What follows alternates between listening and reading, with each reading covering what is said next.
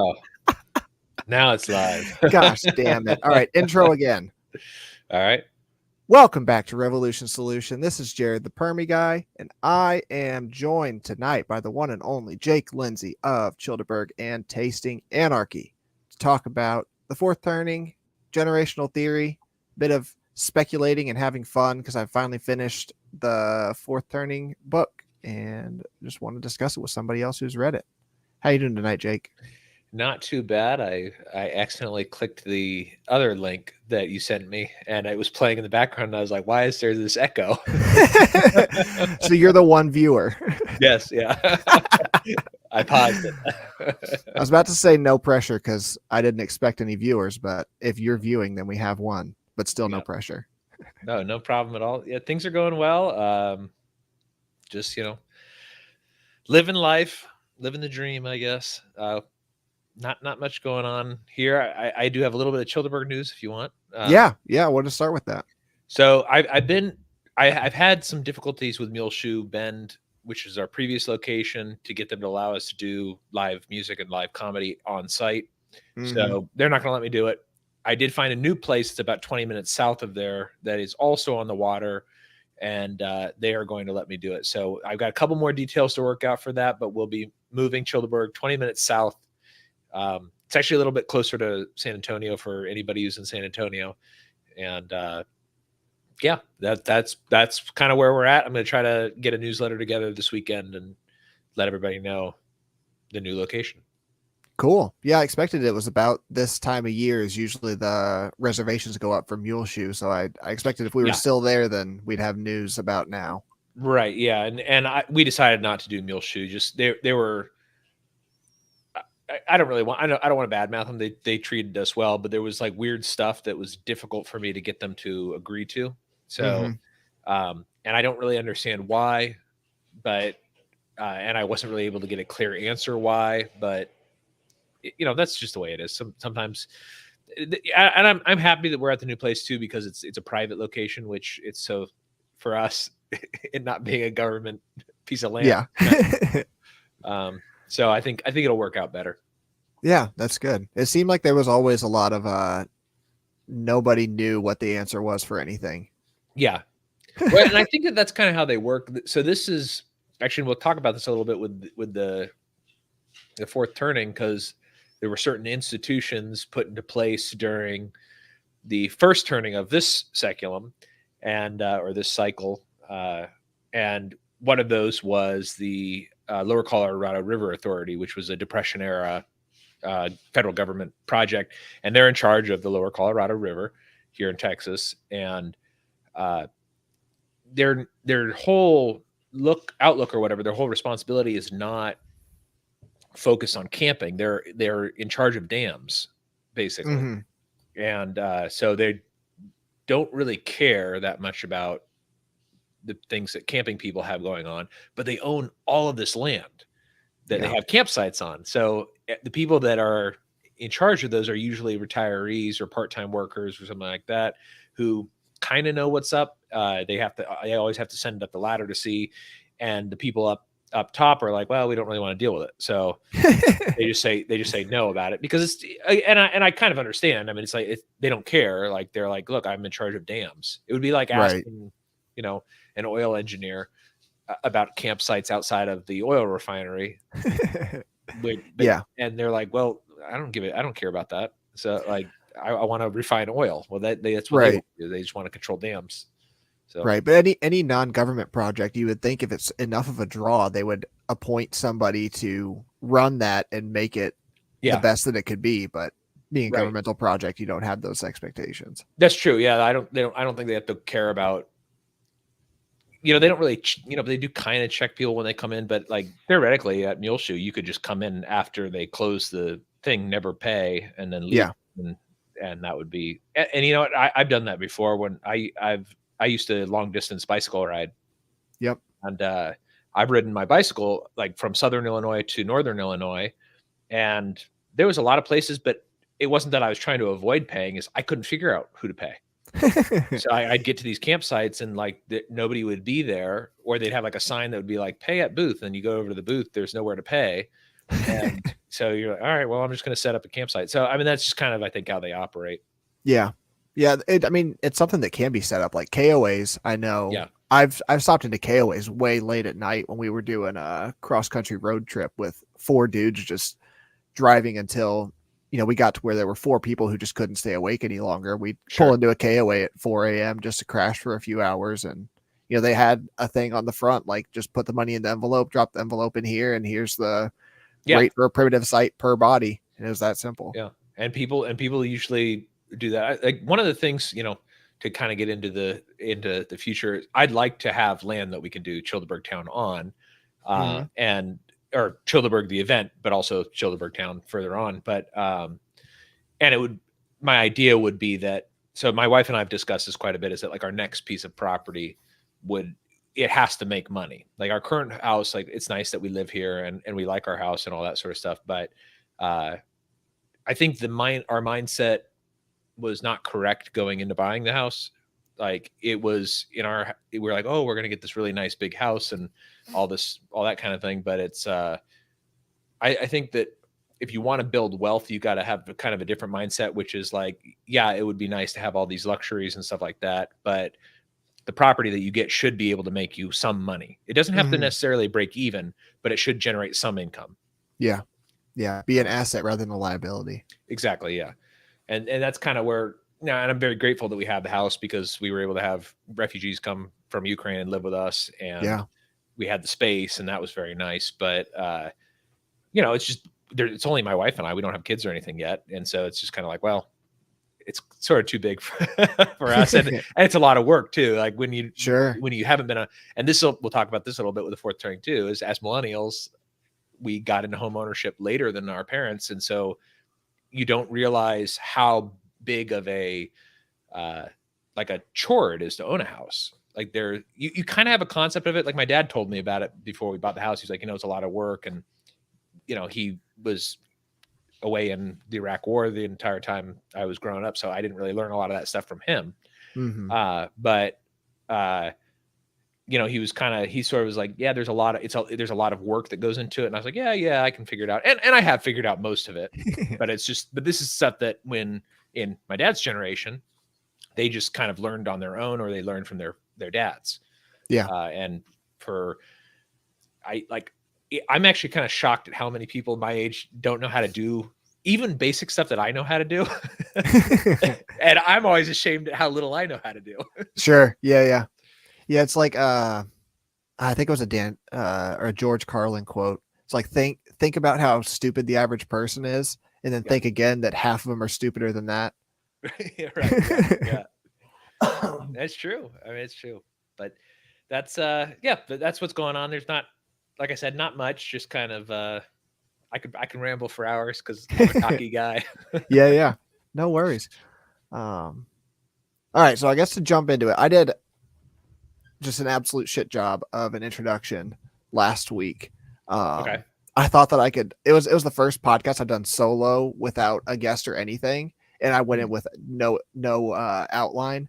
I just thought I could talk and give an introduction and just, that's hard. four takes later, I was like, this is the best that I've got. Go listen to Professor CJ's episode about it. I can't compete with his level of professionalism and just preparedness for an episode. But I think that I've done a sufficient job of laying groundwork, just kind of going over terms and such. Okay. So something that we've talked about and something that I still think about a good deal.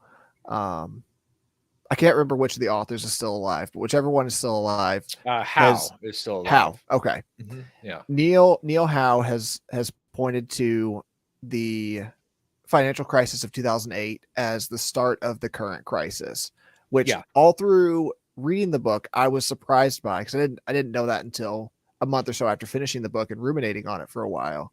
All through reading it, anytime they talk about the next crisis, because it was written in the 90s, I'm thinking every time 2001, 9/11, 9/11. It's got to be 9/11. Like they talk about the start of the crisis being a generation defining event. Like if you were too young for it, it didn't really have much of an impact on you. But if you were old enough to understand what was going on, you remember exactly what you were doing, what you were wearing, where you were at when this happened.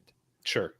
So that's stuck out to me as like what makes the most sense. But Neil Howe has been consistent and persistent with 2008 being the beginning of the crisis. I didn't know if you had any thoughts on that. I mean, I would agree that 2008,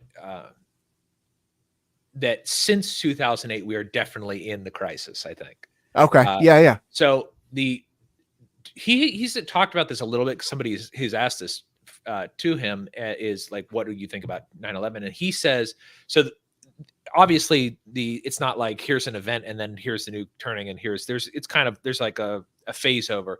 And it really, the way that he addresses it is that it really is not the event, it's the age of the generations when the event happens. Yeah. And so there's a lot of millennials. I'm an older millennial. There's a lot of millennials who are younger than me that are still millennials, but they really don't remember 9/11. Yeah. I mean, they kind of have like a vague recollection of it. They obviously, like my youngest sister is a good example of this. She's a millennial, but she doesn't remember a time when you could walk on the airplane without the TSA. Right. Like, so like that type of thing where she's still my generation, but we're far enough on opposite ends of the spectrum of millennials that we don't, but she does remember 2008, the financial crisis. And personally, the financial crisis was much, much more impactful than 9/11 was to me. I remember 9/11 and I remember it being shocking, but when 2008 happened for me personally, I had just finished college. I was 3 weeks into my first full-time job. I distinctly remember sitting in the break room watching as the stock market plummeted and just kind of going like, oh, my parents had just moved to Hawaii. So I was alone in Virginia, no family. Wow. Yeah. And I just remember kind of going like, oh, wow. Like this is what, Ron Paul's been talking about all this time. Yeah. Like this is the end. This is the collapse of the empire. And so to me, that was much more defining than 9/11, which I was old enough to remember it. I was in 8th grade, but it was impactful, but it was, and like you say, I remember I was there and all that sort of stuff. And kind of the way that Howe talks about it a little bit in some of his interviews is that 9/11 definitely was the closing of the third turning. But because it's not like clear cut on when one starts and one ends, it's clear that the fourth turning was going on by 2008, and it's kind of clear that the third turning was over at 9/11, and there's this kind of gap in between that is sort of both. Gotcha. It's the transition, and I think that's a kind of a good way to look at it, because if you think about, especially the millennial generation, what it's been like is it has been constant crisis. So since 2008, it's just been thing after thing after thing after thing. And it's been this extreme, a lot of people will disagree with this, but like it's an extreme polarization. So then they've done a lot of studies and stuff on this. Is like, it used to be that you would do these surveys and say like, who would you not want to live next door to? And a lot of times it was a race or it was a particular religion. None of that matters anymore. It's people don't want to live next to a Democrat or a Republican, depending on what they are.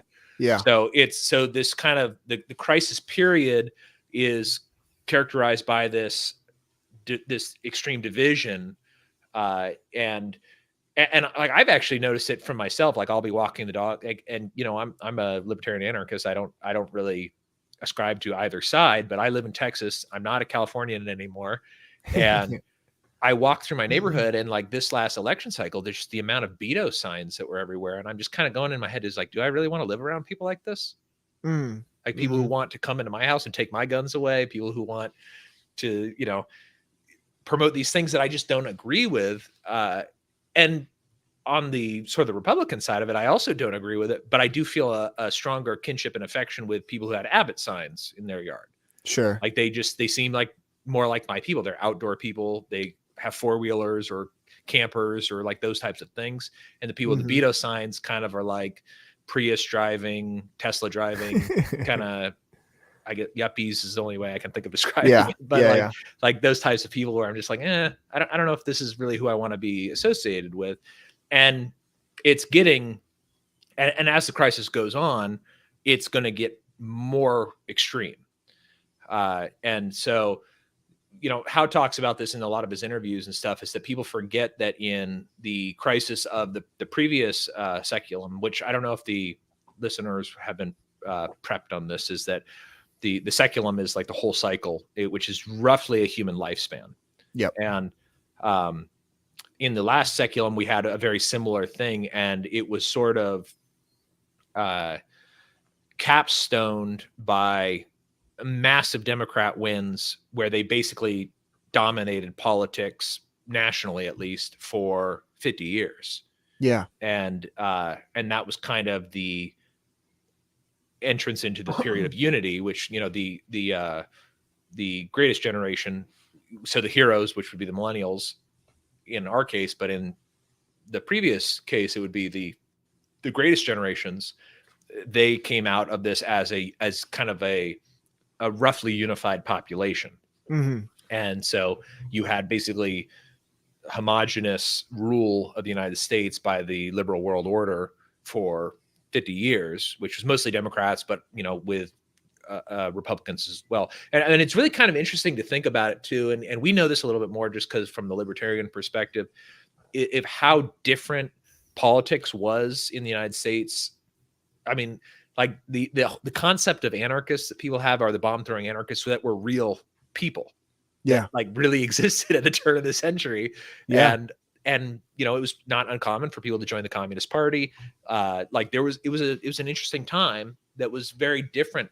And our time is, I would say, is a lot more homogenous when we went through ours, and it's because somebody came out on top and solidified that, and all of the policies that the greatest generation put through, and then the boomers picked up, and the silence didn't care one way or the other about, solidified this sort of homogenous rulership, which I think is part of what's causing the crisis, is that the sort of the Keynesian model of the world won out. That was solidified by this just overwhelming control of American politics, and both sides end up agreeing. Even in 93 or 94, whenever the Republicans finally won the House again, they didn't really change anything. I mean, it was still the same sort of economic policy, the same thing, and that does work for a while. But I think that's where we're kind of in our crisis now, is that this is the culmination of very bad monetary policy since the 1930s.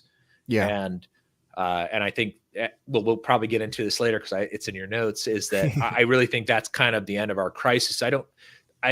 It's possible that we have a huge war again, but I see this as being settled economically. I think we're in a different age, not an age of total war, but sort of an age of economics. But that's anyways, that's sort of my thought about like where it starts. I think 2008, because I think it became very clear to people that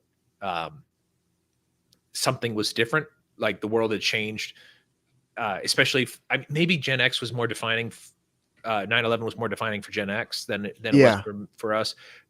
I was still a kid, so although things were different, it wasn't that much different. However, 2008, I was old enough. I was in the workforce. Things were like, my life was changed from that. I had to have other considerations. And I think that was true for especially people around my age. The other thing that I think 2008 did is it extended our childhood for people who are just slightly younger than me, didn't move out of their parents' house for 5 or 6 years. Actually, some of them haven't even moved out of their parents' house yet. So that's one thing that's kind of characteristic of our generation too, is that like because of just crisis after crisis after crisis, it's been so hard for a lot of our generation to get up on their own 2 feet. Yeah. That they live in sort of different arrangements. They have extended family situations. And we actually see that now in sort of housing trends right now, is that millennials finally are kind of coming into their own, but their choices are to buy larger houses where their family can live with them. Okay. So it's sort of reversing now, as their parents now move in with them, which helps them financially. But it's almost impossible to buy like a 2-bedroom house nowadays. Yeah. It's you can only get a 4-bedroom or a 5-bedroom house. It's you can get older 2 and 3-bedroom houses, but it's kind of that's sort of I think what's characteristic is that I think a lot of people in our generation they don't really have a problem running up credit, but they don't feel financially secure at all. And I don't think No. they ever. And I don't think they will until Bitcoin. But but I think that's kind of why 2008 to me is such a it was such a big thing is because the crisis to me has just been financial. It's just been this extreme financial stress for 14 years, almost 15 years almost. So Yeah.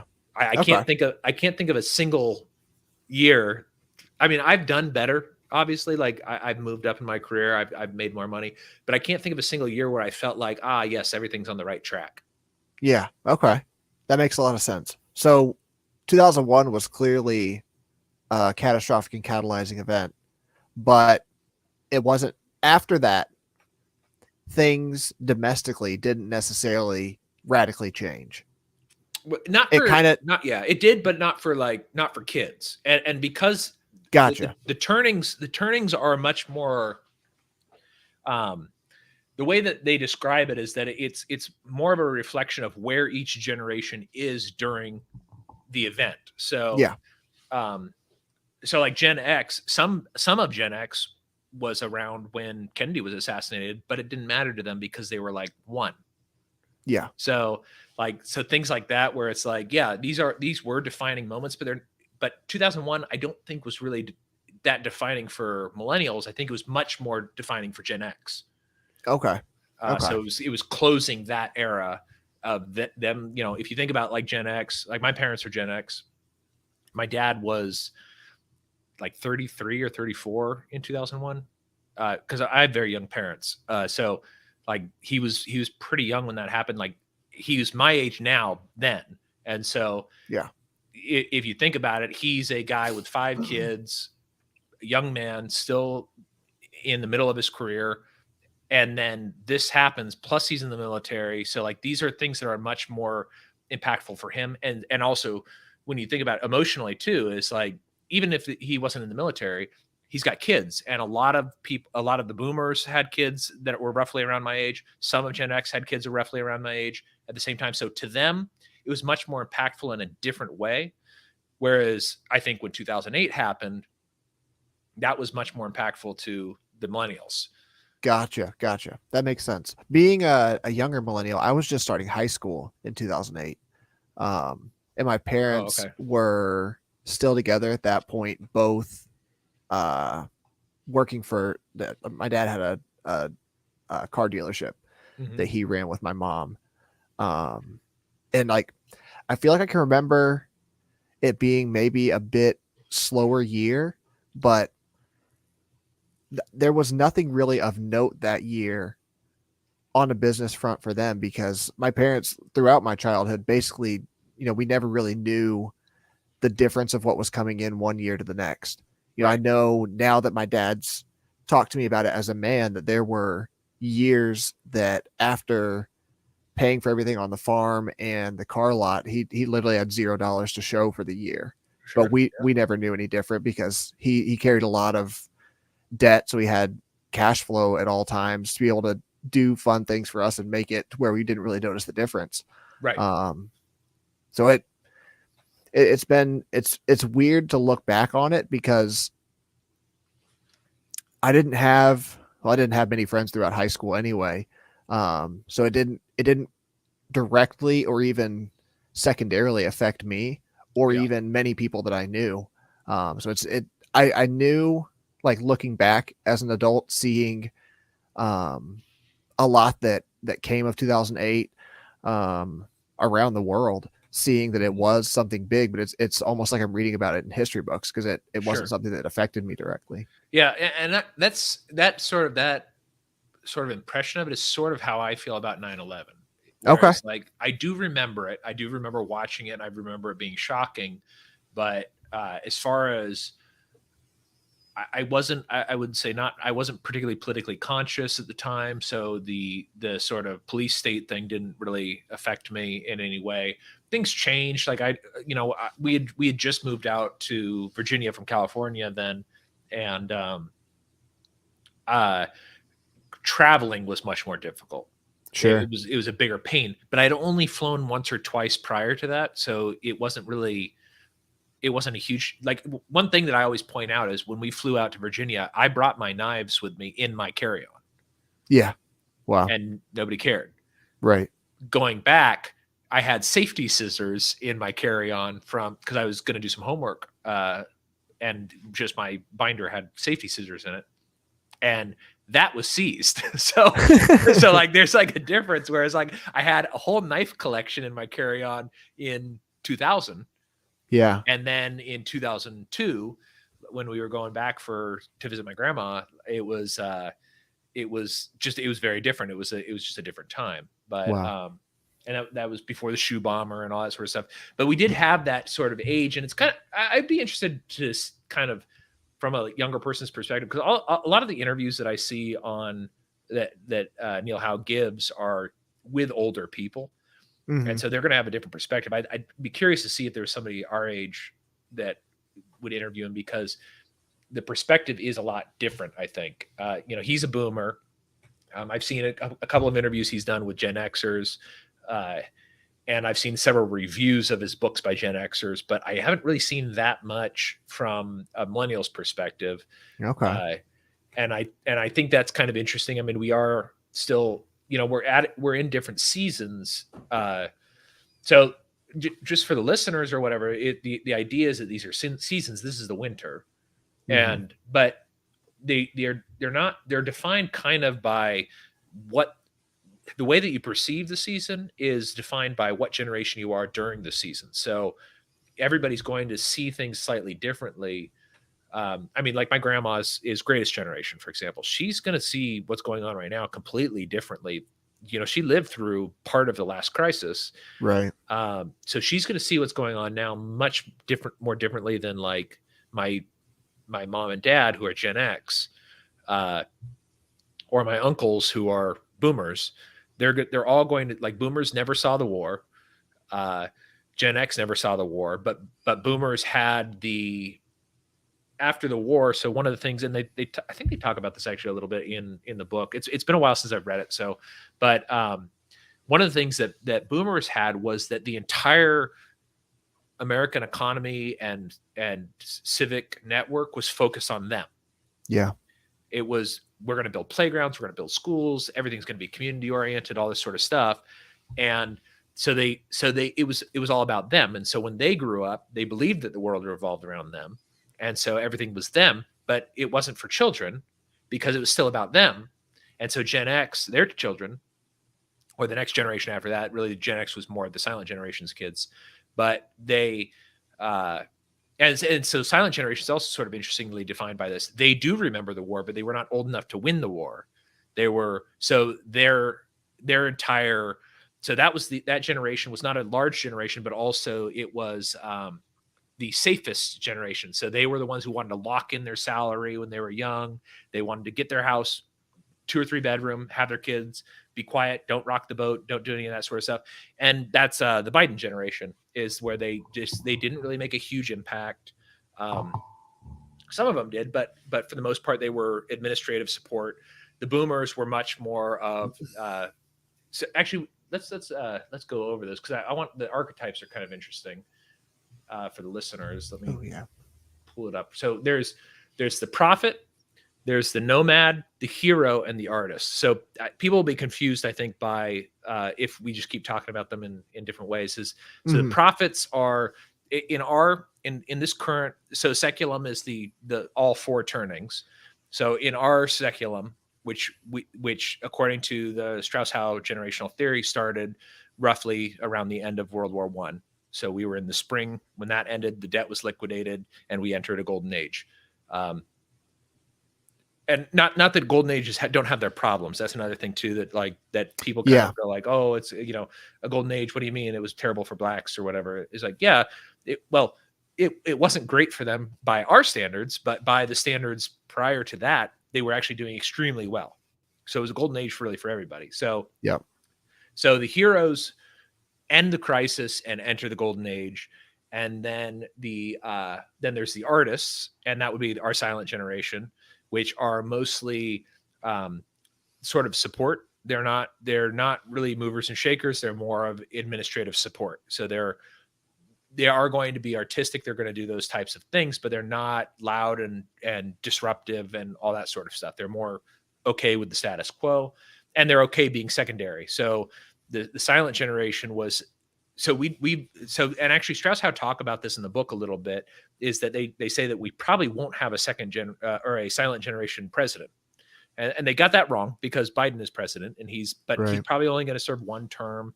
He's 80. And he's also, whatever you think of him one way or the other, he's clearly not all the way there. Yeah. So he's old. He's in cognitive decline. And he's the only silent generation president we've had. So in your and my lifetime, we've seen boomer and greatest generation presidents. And we've only seen candidates that were boomers or greatest generation candidates, which I think is interesting too, is that even in the second term, second term for Clinton, his opponent was Bob Dole, who was a World War II vet.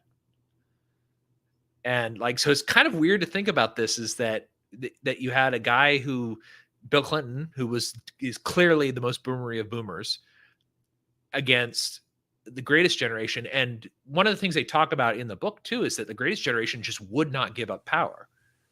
Like they held on to it for dear life forever.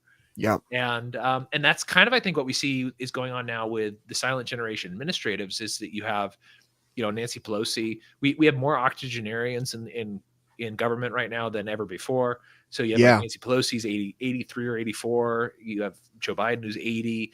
Even Trump, who is considered sort of youthful on the right, he's old. He's 78 or something like that. Maybe 77, but he's old. So there's this generation, and they don't talk about it in the book. They're actually Howe's writing a new version of it. Where he pulls in some of the other stuff. So one of the things that they didn't really take into account in the 90s when they were writing it is how much longer people are youthful for now. So so everything is kind of extended now a little bit because interesting. Yeah, because your generation is shaped by what you went through, but just because, you don't just die off when the fourth turning happens, is that the turnings are shaped by where everybody is in their place, which let me get back into the archetypes because it depends on where everybody is. So you have the artists, which would be the silent, you have the prophets, which would be the boomers, and then you have the nomad, which would be Gen X. And so right now where we are is that we have different people in different parts of the turning. So in the current era, where we are where the we're in, I think, what's called a rising adulthood, or no, I guess we would be in midlife at this point. So there's different roles of where you are in different parts of the era, right? So millennials would be no, I guess Gen X. Yeah, it'd be young adulthood. Gen X would be midlife. We'd be rising adults. So the youth would be Z, then rising adult would be us, and then midlife would be like my parents, who are in their mid 50s, and then elderhood would be that would be the boomers. So there are still silent left. There are still greatest generation, but there's not many. There's only a few 100,000 greatest generation left, and the silent generation didn't make a huge impact. They are around, but they kind of passed the buck. Joe Biden, I think one of the reasons why I think he was so popular, popular is not really the right way. The reason I think that people accepted him was because especially millennials have a kinship with the greatest generation, and he's old as crap. And so from our perspective, he must be World War II era. And so, and this is one of the things that that Howe talks about in a lot of his interviews is that you tend to have an affinity and a relationship with the generation that was the same phase as you. So a lot of millennials think about, and you can see this in like a lot of the online stuff, like the punch a Nazi thing. Like, oh, my grandpa, he went off and he defeated the Nazis and all this sort of stuff. And so we're going to do that too. And it's like, well, yeah, that's not exactly the same, but also you sort of do have this sort of echoing where they're like, well, that was the same as us. Right. It's the same archetype. Right. It is. And there are some differences. There's a couple of, there's multidimensional facets to this. And like one of the things that, well, I'll bring it up since it was in your notes, was one of the facets is that communication has changed, which, I guess you could say that it has an accelerating effect, but because the generations last so much longer and have such an impact on stuff, like when Strauss and Howe are writing this book, I don't think they thought that World War II congressmen would continue to hold on to power until like the mid 2000s. Like they were all really old, but they still stayed in power in Congress for just so long. Yeah. And we have only had one president that was born after 1960, and that was Obama, but he's technically a boomer. So it's kind of it's just been a weird thing. Like Gen X hasn't really taken their place, although they probably will have a similar role as according to them, as silent generation. So, yeah, they'll be more administrative, but they're also much more self-reliant. They get their own shit done. You think they would fit into a administrative role? I think as they get older, they do. Okay. So like they're not really interested in rocking the boat. They also rejected the boomers stuff, like all that new age bullshit that the boomers brought in. Yeah. That was kind of a rejection of it. Like my parents actually to me is interesting. Although my grandparents were greatest generation, my dad's dad was a boomer, and it's interesting to me. He was a more conservative boomer. He volunteered to go to Vietnam and all that sort of stuff. But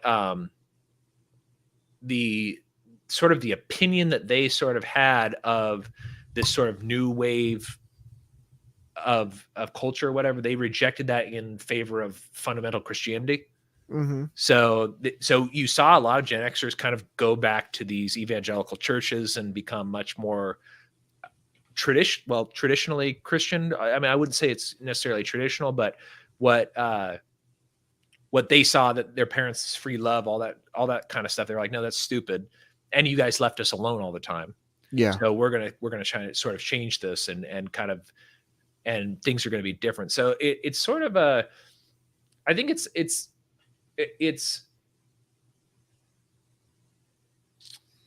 I don't know. I'm not really sure how to think about it. Like things are they're different. It's just so different. I guess like a good way to say is that like the boomers, when they were in high school, everybody was the same. And then when they left high school and started to leave high school, then they became hippies and rejected all of that. And then the Gen Xers were all the first ones to start getting nose rings and like tattoos early and smoke cigarettes and stuff like that to rebel against their parents. They had a different rebellion phase. So it's like, so everybody is in a different phase. And they also, like the Gen Xers rejected what the boomers became, which was they finally gave up all the hippie stuff and became, they took the individualism from the hippie movement and became the greed is good, Gordon Gekko on Wall Street. We're going to be yuppies. We're going to get ours, and we're going to be focused on ourselves. We're going to nuclearize the family even more. We're not going to do these multi-generational things and stuff like that. And they sort of left Gen X out in the cold, which was also a small generation. So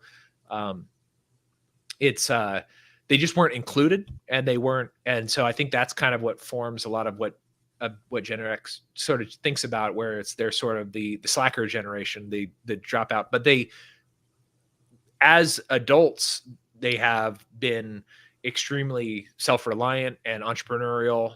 They've taken a lot of what the boomers built and made it better. Okay. So you get like the boomers did like Microsoft and Apple And then Gen X kind of came in and went, well, we're going to do Google and we're going to do Twitter and we're going to do these newer, bigger behemoths. So, so they kind of built on that. And I think that's kind of, yeah, I don't know where else to go with that. I think it's, yeah. It seems that's pretty consistent that these markers that the generations kind of become known by in their youth, still that older generations still try to apply them to them as they grow. Yeah. And whether that serves as the reason for rebelling against that, or it just becomes the maturing, you need to mature out of that and to do something 135, 180 degrees different. Yeah. It's funny just the way that it kind of speaks itself into existence, that the generation does end up becoming something akin to the antithesis of what they grew up as. Yeah. Well, and I think it's kind of interesting because like I've been thinking about this since I was preparing for the show, just kind of thinking about things a little bit more. Is that I'm a millennial. We're as like libertarian anarchists, things are a little bit different, I guess, from our perspective. But like I've been thinking about it a little bit too. Is that one of the things that characterizes millennials a lot is that they're community oriented. And that is something that like I actually value very highly. Is like I want a community. I want it to be a very specific community, but I am very, and the Chillderburg is sort of a reflection of this. I used to run libertarian stuff when I lived in Virginia, and I've tried to get libertarian groups and stuff going out here, is because I do want that community and kinship with other people. I'm also very much more family focused than, although my parents were too, but a lot of like boomers, for example, just really didn't talk to their parents, didn't really have a very strong relationship with their siblings. They atomized. And millennials and the greatest generation had this sort of too, where there was a much more extended sort of focus on their family and their friends and their fraternities and community civic organizations and that sort of stuff. And I do see a little bit of that reflection in myself. I have clearly, I mean, you and I both, we sort of have our own quirky political ideas that don't really fit into mainstream, but I do see that, oh yes, I do actually have a lot of these tendencies that they talk about, which is like a lot of very community focused, a very extended adolescence to some degree. It's like, although I'm married, you're married, but I don't have kids. Yeah, we don't either. My dad had 5 kids when he was my age. Wow. My dad had a teenager when he was my age. So wow. Like things were very different for them. And so, and I kind of think about like my choices all through my 20s, and a lot of my choices were juvenile is not the right word, but they were kind of self-centered, sort of like fun things to do. Okay. Rather than like trying to build a future and a life and all that sort of stuff. And I think a lot of millennials chose to do that as well. A lot of my friends who are my age are just now starting to have kids, and there's other problems with that when you decide to have kids older. Is luckily I married a woman who's much younger than me, but like mitigates.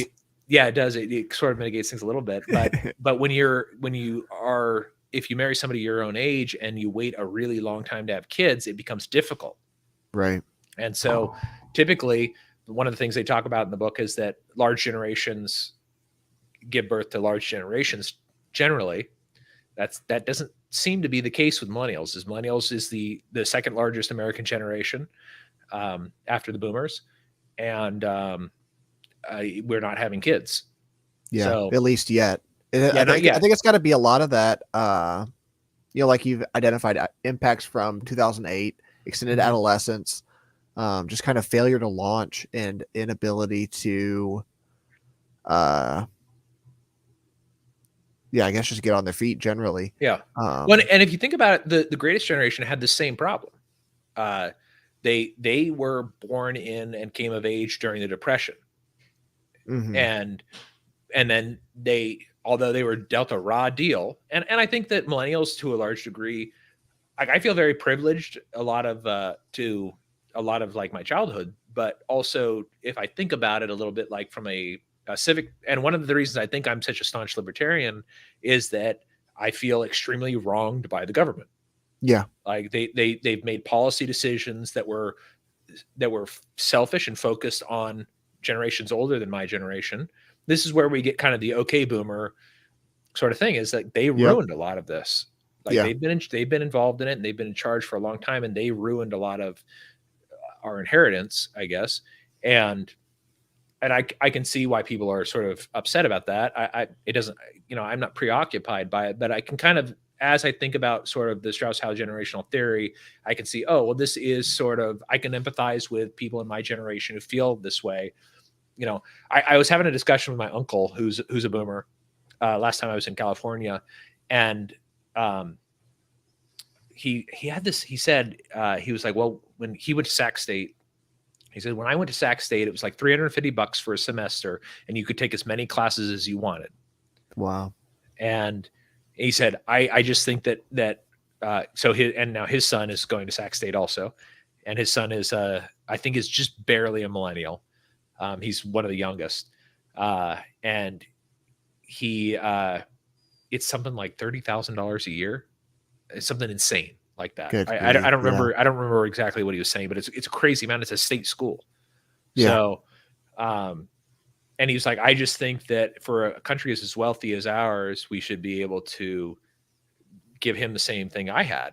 And I go, yeah, I agree that like you should be able to, but have you ever stopped and thought about why school is as expensive as it is now versus when you were young? And he goes, no, I just think we should be able to do it. And I go, okay, well, you're not going to solve the problem if you don't think about what caused the problem. Right. You can't just throw money at it. And I think that sort of is characteristic of a lot of millennials sort of have that mentality where they go, well, my dad or my grandpa or whatever were able to go through school for nothing. Yeah. And then they were guaranteed a great job afterward. Like if you finish school, you're golden. Whereas now it's like, yeah, you finish school, but you come up against all these other obstacles. Like the work is there, but it's not really great work. Boomers are staying in the labor force much longer than their counterparts before them. So there's not as many jobs. And then because of the great financial crisis and all of the crises since then, more and more boomers are not retiring. And so whereas the boomers kind of came into their own when the greatest generation was starting to retire, and they basically over time replaced them, the silent generation, the Gen Xers and the millennials have kind of come into their own, and the boomers and greatest generation, or the boomers and the silent generation, haven't left. They're still working a lot of those jobs. Like the lady who checked me out at Kroger today had to have been 70. Yeah. Yeah. I see that a lot. Yeah. It's like, and I get it because of these financial conditions, they have to work. Right. But traditionally those jobs would have been made available, right? And not even traditionally, just in what the boomers would have expected, because when the boomers were coming through, that's what was happening. Mm-hmm. It sort of, so I can see why millennials are very resentful about it. Obviously I think that they should be resentful toward the government but I can see why they're like, the boomers caused this and they need to pay for it and all that sort of stuff. That's not going to happen. So, right. Yeah. So, we see that throughout the book. I think it was the greatest generation. The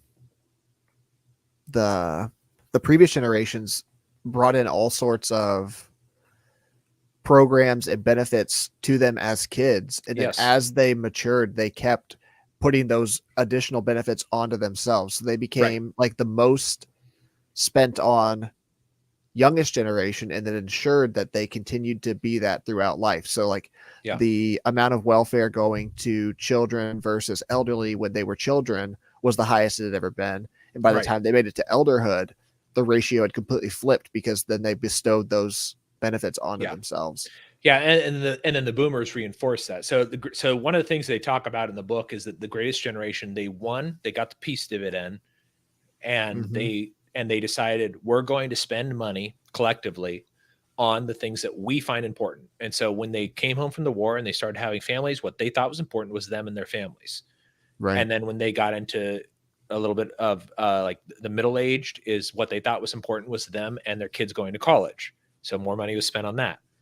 And then when they got into elderhood, they thought what was important was their own health care and Social Security. And so they got more money spent on that. And then the boomers, when they were coming up to this and they saw, oh, we're benefiting from all of this stuff. So clearly we're the center of attention. And they did the same thing. They said, we're going to expand these things. We deserve it. And you hear this from boomers all the time. And honestly, like I don't begrudge them, because I can understand why you feel like you deserve it, because you did pay for your entire career with the promise that this was going to be at the end. I think the difference that millennials and Gen X have is that we came into our own and we looked at it and we went, this is not going to be there for me. Yeah. There's no chance this lasts. Pay for you. Yeah, exactly. Like, it's just like, I mean, and these last 2 years, especially, like, they went full MMT, modern monetary theory. Yeah. MMT. Yep. They went full MMT. They do not care. I mean, and Trump even before COVID, Trump was doing it. So like they went through and they just spent so much money on this stuff. And it's been the greatest wealth transfer from the young to the old and from the poor to the rich, because when you're younger, you've got less money. Typically poor. Yeah. So it's been this huge wealth transfer to people who could afford to stay home for 2 years and not do anything. And so so with all that in mind, like I do understand all perspectives of it. I understand a boomer going, I paid into this my entire life. Now it's my turn to relax and go play golf and do all that sort of stuff. I also understand sort of my generation's perspective, which is, why should I have to pay for this when you guys ruined the entire system? Yeah. But we're going to have to pay for it. And it's going to be one way or the other. Now, I think it's going to be great to live through the spring. So the winter is the crisis, and then the spring is the golden era. And sort of what we touched on a little bit earlier is, I do think that the golden era is a return to a sound monetary system in Bitcoin. Yeah. And I think it's going to be so great for us and really the world. I think it's going to be good for the entire world. But I can see this also. I can see it setting up a generation of entitled kids, our kids, who will be like, oh, we lived through this new gilded age, and we're extremely wealthy. Things are progressing. Everything's getting better. And then they maybe will revert back to sort of the sort of government welfare projects and stuff like that, where they go, well, we're this rich, so we should be able to. It's sort of the ought versus the is kind of argument, where, well, nobody should be poor. And it's like, okay, well, I agree, nobody should be poor, but some people are poor, and there's reasons why. And it's just something you have to solve. But the solution is not to, steal from Peter to pay Paul, kind of. I mean, this is sort of a whole separate thing. It doesn't really play into the generations, but I can sort of see it already starting to happen. As you see this too, is that the silent generation was a very small generation. They were right after the greatest generation. Generation Z is a very small generation, and they are different than millennials in that they don't want to work in groups. They want to work individually. So they're great programmers. They don't want to, they're okay just getting a job that has, 10 years is the only way I can think of describing it, but some sort of job with security. Even if it doesn't pay very much, they'd rather just not go look for another job. Whereas like millennials, one of the things that characterizes us is we switch jobs a lot. I'm a little bit different in that case. I had a job for 10 years, and then I'm in my current job for 5. And then prior to that, I had a job for 4. So I do have a little bit longer tenure at my positions. I think I have a little bit more of a older mentality when it comes to work, but Gen Z is much more like that, where they're just like, I just put me in the basement. I just want to code. And I have a lot of my subordinates at my work are Gen Z, and they're 18, 19 years old, and they're just like, look, I don't want to talk to clients, which is a problem because I need them to. I don't want to talk to clients. I just want to program. And I'm like, yeah, you got to talk to clients to get the requirements for your programming. So, but I just want to sit here. I don't want to talk to anybody. I just want to code, and I get it. Like, yeah, I empathize with that a lot more. Yeah.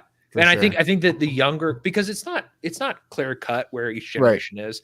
I think that the older millennials are a lot more, like communal. They'll talk to people. They're much more, they're willing to work in groups. I've never really liked that. I think that's one of the reasons why I became a developer is, I have good customer service skills. I can do it. I'd prefer not to. Yep. Same here. So, but whereas like a lot of like the guys that are under me that I'm training, like they do not want to talk to anybody. And it's like pulling teeth to get them to. Yeah. And it's like, dudes, like you've got to do this. Like, but maybe they don't. Maybe they can just do this. And the sort of new paradigm is going to be, you'll have people like me who have to talk to clients and will suck it up and get paid more. And then you'll have coders who will just code based on whatever I tell them. Yeah. And that's it. So I think it's interesting the world we're coming into. And I think too, it's a lot of, this sort of plays into kind of one of the other things that you were talking about in your notes was like how technology impacts this, is that technology really does give Gen Z an opportunity not to interact with anybody if they don't want to. For sure. At least I'm trying to think of how to say this. They don't have to interact with anybody in a non-virtual manner. Mm-hmm. Couldn't figure out a way to say it without double negative. Yeah, you're right. Exactly. So like they can, picking up the phone and calling somebody is one thing, but they can also, I can't telling you how many times I get into a call with some of my guys and none of them will say anything, but they're there. I can see them. Yeah. And so, I'll be there and be like, so how's things going? And they're like, silence. I'm like, did anybody have a good weekend? Did you do this? And then like one person will, yeah, we went and saw a movie. Okay. I mean, it's weird. It's sort of a weird thing. But since I read the book, I kind of am going like, this is interesting because now I have this sort of perspective of what these other generations are like how averse they are to risk is not the right word, but they're averse to like these sort of social interactions, which is interesting. And Gen Z would be the artist, right? Yeah. They would be the next artist generation. It's funny that they chose that name because I mean, this may just be me, but I typically think of an artist as somebody that's like pointing out the absurd, kind of intentionally rocking the boat, but the artist archetype embodies the opposite of that. It's somebody that's kind of going with the flow. Yeah. I guess that's true. I mean, like if you think about it, like they went through this, and I got a chart here. I'll talk about it. Is like the different. So the artist, I think we think of artists as like, like Pollock and like these sort of expressionists and like these kind of like weird, like these weird things where or like expression, like really over the top musicians even. Anything like that. But if you think about it, like the way that they characterize it in the book is that it would be like the humanists, the parliamentarians, the people who went through the Enlightenment. I'm reading this off a list. Then the progressive era, progressives. So, and then the silent. So it's not. It is interesting that they chose artists because I'm not sure what I would call it. I don't know either. But the prophets, the way that they characterize the prophets, are people who are questioning the paradigm of society. Yeah. So that might actually, I might actually call that more of like the artist, but because you like the philosopher. Yeah, they are. They're sort of like the philosopher. So like that was the sexual revolution in the United States in the 60s and the civil rights movement, all of those types of things. So it's the boomers. But also if you look at the previous prophet generation, they were the missionaries of the world. So they were the ones who went through the revival of the, I'm a Quaker. So like one of the things that is really impactful for Quaker history is during the missionary period in the United States, there was a split in the Quaker religion between evangelicals and conservative and also liberals. So the liberals and conservatives became one branch, and then the evangelicals became another. But that was sort of an overturning of the status quo as they went from one type of Quaker worship to a different type which I would consider more mainstream at this point. But at the time, it wasn't necessarily. Evangelicalism was new and different, and they considered this to be something that was upsetting to the status quo and all that sort of stuff. So, Sure. it's really to kind of think about where things are in their place is, and really the silent generation, we did get some art out of that. We got the beats, the beatniks, the poets and stuff like that from the 1950s. We got, and they end up kind of growing out of a lot of that stuff. And it was sort of set up the prophets, but, there was some, there is a, there was a lot of, especially the post-war era. Have you ever read Bluebeard by, I can't remember his name. He also wrote Ice Nine, or not Ice Nine, Slaughterhouse-5, and man, what is his name? Vonnegut. Vonnegut, yeah. So Vonnegut has wrote about a post-war artist who probably was, I would imagine he was silent generation in Bluebeard, and there was that whole post-war era art movement was a lot of the expressionists and the people that we would kind of, I think we would associate them more with the 1960s because they were in the 1960s, but they were not that generation. Their art was coming out in that generation, and it was disruptive, and the boomers sort of adopted that, but they were not boomers. They were silent generationers. So I think that's kind of one reason why. And I don't always have the timelines right. My first major was art history before I studied software engineering. And I always, whenever it's sort of interesting to think about your own concept of when people are doing different types of art, like what you think of that era as being. Sure. Yeah. And the post-war era, a lot of really great art. And actually you see this too with the veterans of World War I too. A lot of the art and architecture that came out of World War I is basically like a re-expression of trauma from the war. So if you look at a lot of the post-World War I buildings, and especially the residential buildings in the United States, a lot of them are basically recreations of trenches. A lot of long hallways, and then the windows are up high, and they're narrow and thin. Yeah. And it's really interesting to kind of to see this, is that they're recreating their experience in World War I. Wow. And in the form of beautiful architecture. And the same thing happened with the post-war era, is that you had kids who went through the Depression, went through World War II, but were not necessarily part of World War II as far as fighting goes, but they had a trauma from that. And then when they came back, or when the war ended, they end up developing art based off of that. And then as we went further on into the future, we have what I would say is inflationary art. So you have just the art gets shittier, and because the government's just throwing money at anybody who can, glue two pieces of sticks together. Right. And feel like Safe would call it fiat art. Yeah, fiat art, right? Yeah. So, and I think that's true. So, it makes a lot of sense. Yeah, it does. Okay. Let's look at your notes some more, because I think I keep derailing us and getting us. No, we're good. I'm wanting to do a whole series going through a lot of this book. So as broad as we get I'm fine with any of it. Okay. So I'm trying to see here there was something actually, you mentioned this, the Russia-Ukraine situation. Mm-hmm. This is something that was interesting that I saw last week. I was looking at a review of the book, and it was done by a European who reanalyzed it from, so very specifically in the fourth turning, it is the Anglo-American turning. Yeah. But not every culture is in the same cycle, or not in the same space of the cycle. And this guy did a really interesting analysis of it, where he put the Russians in the awakening. They're going into the awakening. So we're going through our crisis. They're going into the awakening from their golden age. Okay.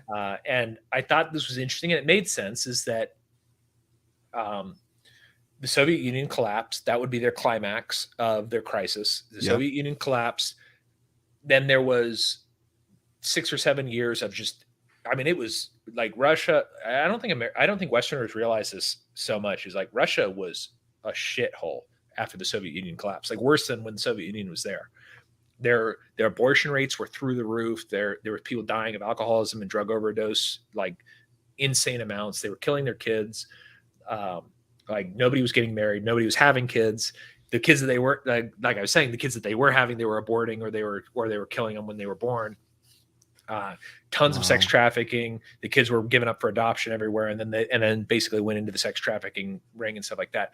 And at the same time, we had the basically the American carpetbaggers were there, extracting all of the mineral wealth from Russia. Yeah, anything they could get their hands on.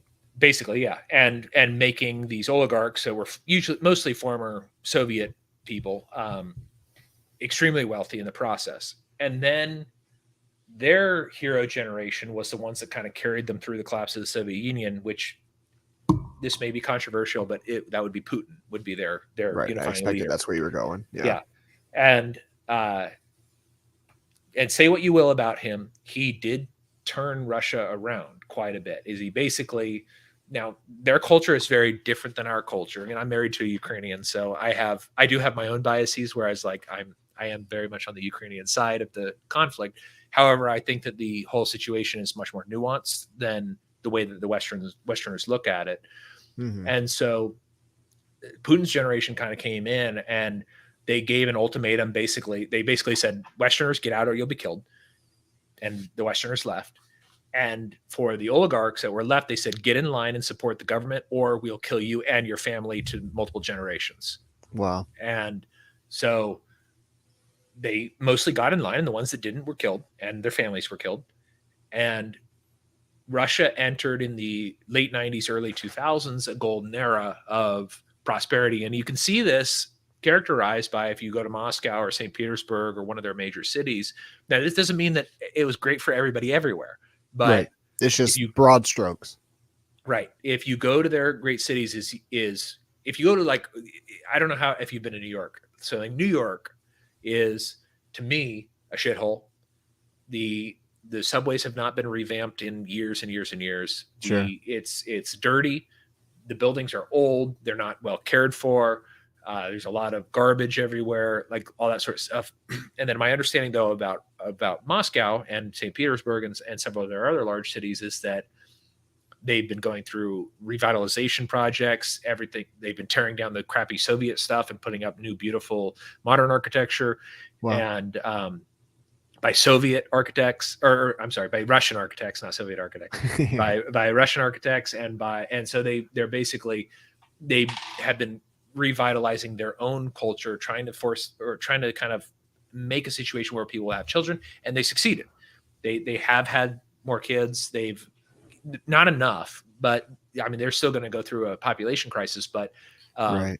They've had more, and they've kind of staved that off a little bit. And that's sort of where we kind of come to the point with the war in Ukraine, is that I think that they realize this situation. So they're going through right now. They're entering the second phase of their seculum, and that would be the summer. Yeah, so the awakening. So they are going. So and you can kind of see this, and it makes sense too. Is that they're going through like a Orthodox revival period in a lot of it. They've built since Putin took over, they built 30,000 new Orthodox churches. Wow. Just in Russia. And so like there is sort of a revival going on. There's I think people put a lot of emphasis on it, but Dugin is I think they're putting a little bit more emphasis on him than Putin really does. But you have Alexander Dugin and these types of people coming out, and very pro-Russian philosophers and thinkers, which in the West we sort of dismiss as, oh, whatever, they're stupid, or but like from their perspective, they're in an awakening. They have their own methodology and thought process that they're developing, and their own perspective on their own history.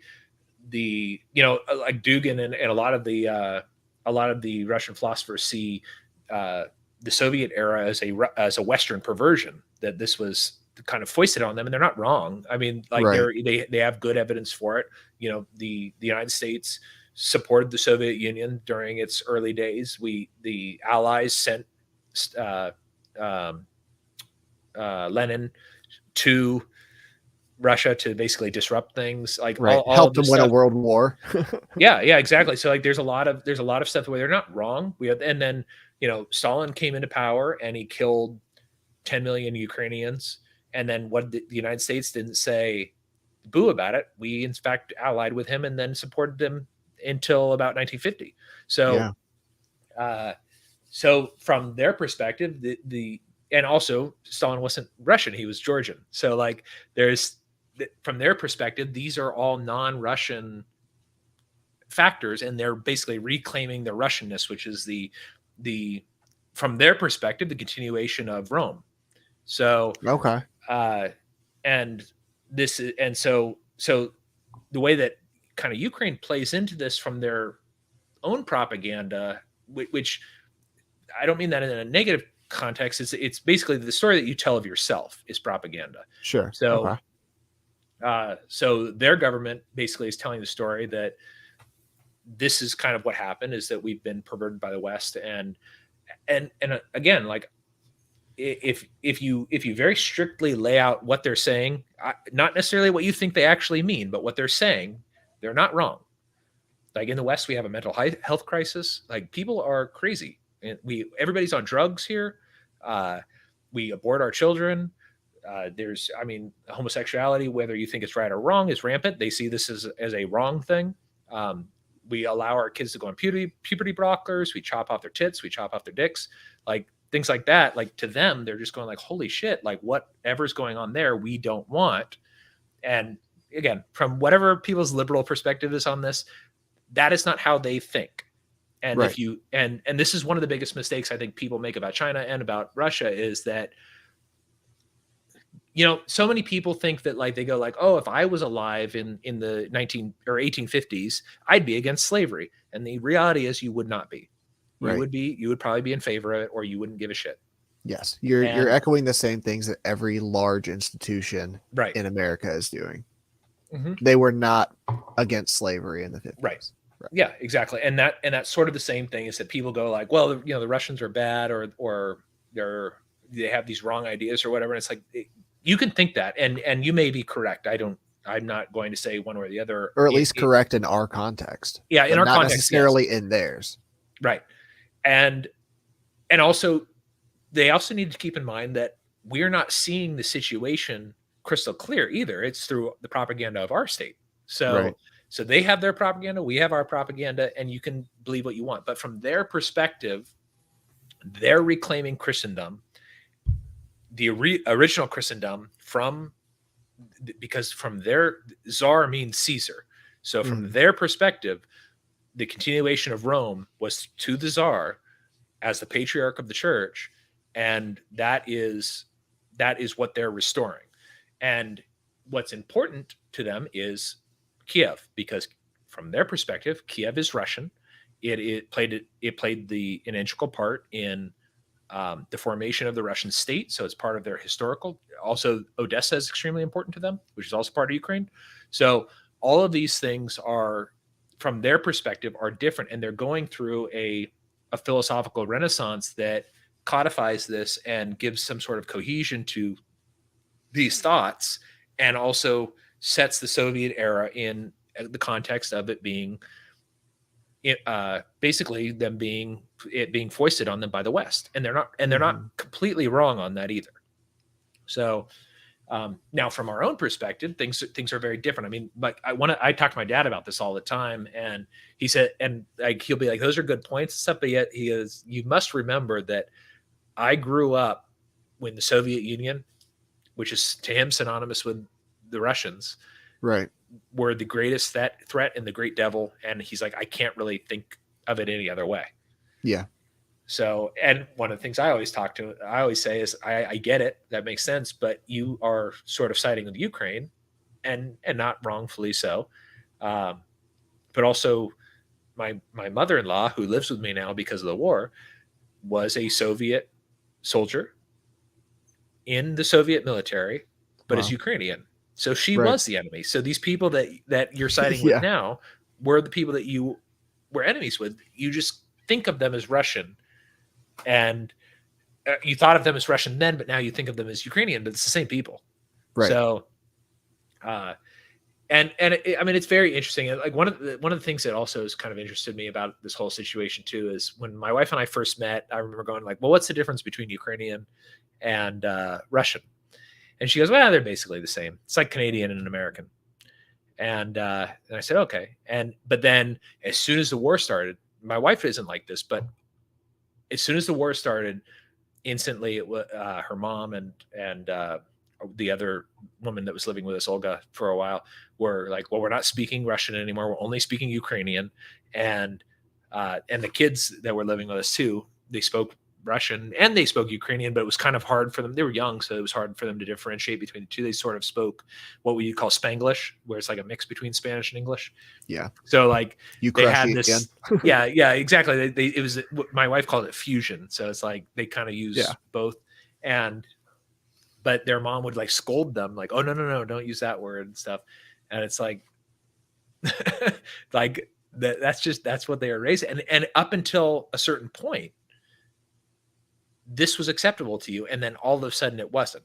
Right. And it's also very interesting too, is like I think this is just because the area that we live in, like I read antiwar.com religiously, and I've been hearing about Ukraine shelling Donbass for 8 years.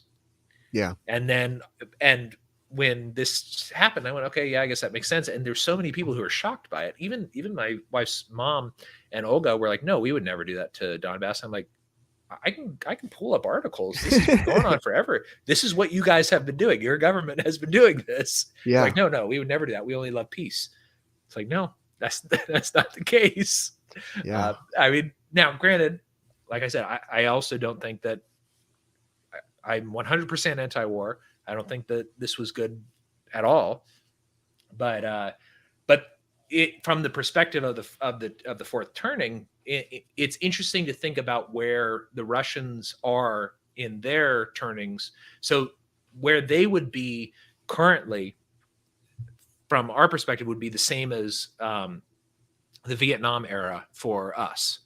So it was that rough time, that awakening is that, and we did have a lot of revivalism going on at the time. That was, you got a lot of folk music and a lot of Spirit in the Sky, that kind of music where like there was sort of this like neo-revivalism going on. And they're kind of in that as well. But because they are culturally different than us, it kind of expresses differently. So it takes a different flavor. It does. So like one of the things that we get from Western propaganda a lot is that they started this draft and everybody's fleeing Russia and trying to run away to Finland and all that sort of stuff. And that's true to some extent. Nobody's denying that some people are leaving. But if you look at the people that are leaving, it's mostly Western educated, sort of left-wing, Western sympathizing type people. And they've also had a massive volunteer movement in Russia for the military. The problem is they just don't have that many kids. There's just not many young people. There's not many people our age. So that's kind of their deficit, is that they are losing people and they can't really afford to lose people because they just don't have that many, which is one of the other notes that you have here, is because one of the other books I've been citing a lot lately is The End of the World is Just the Beginning, which he has a slightly different perspective on generations, I think, than Strauss Howe, but he kind of goes through this as well, where he says these generations. So one of the things that differentiates the United States from pretty much the entire rest of the world is that when the war was over and we won, we had children, but nobody else did. And all the boomer generations all over the rest of the world are extremely small, and small generations give birth to small generations.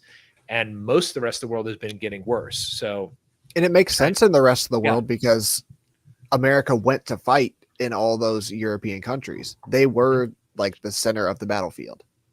They lost a lot more people, and they had that trauma right there local to them. They're not going to Yeah. come back with a lot of hope, because even the side that won, everything around them is destroyed.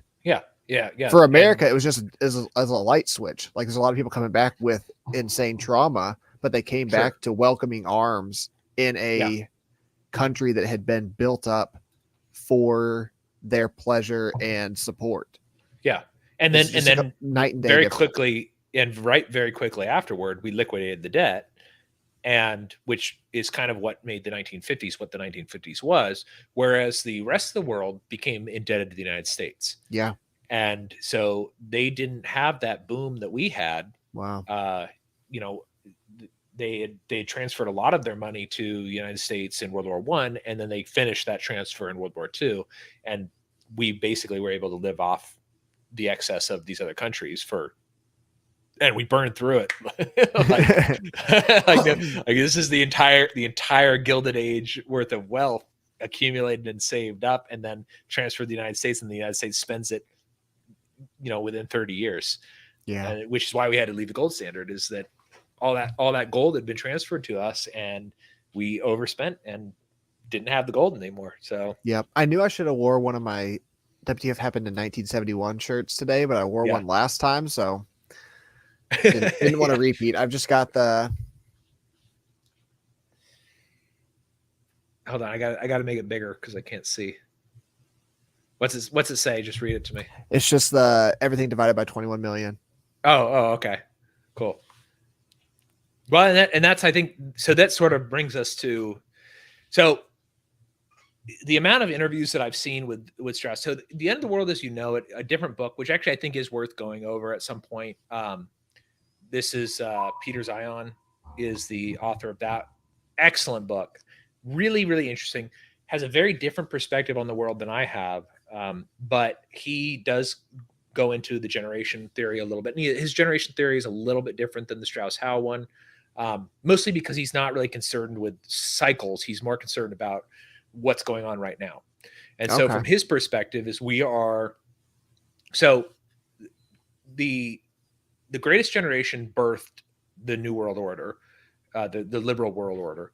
And that was basically the United States became the world's police. And we told everybody, we bribed everybody basically, join Western liberalism, and you can tap into this network of materials that are available to you. And you don't have to pay for the military. You can sail the seas. We'll police the seas. You won't get pirates or anything like that. And that worked fairly well for the world for a long time. And what's interesting about it too is the United States never really tapped into it that much. We did the policing and we did the banking, but we didn't really integrate a huge amount of our infrastructure into it. We still produced our own raw natural resources here.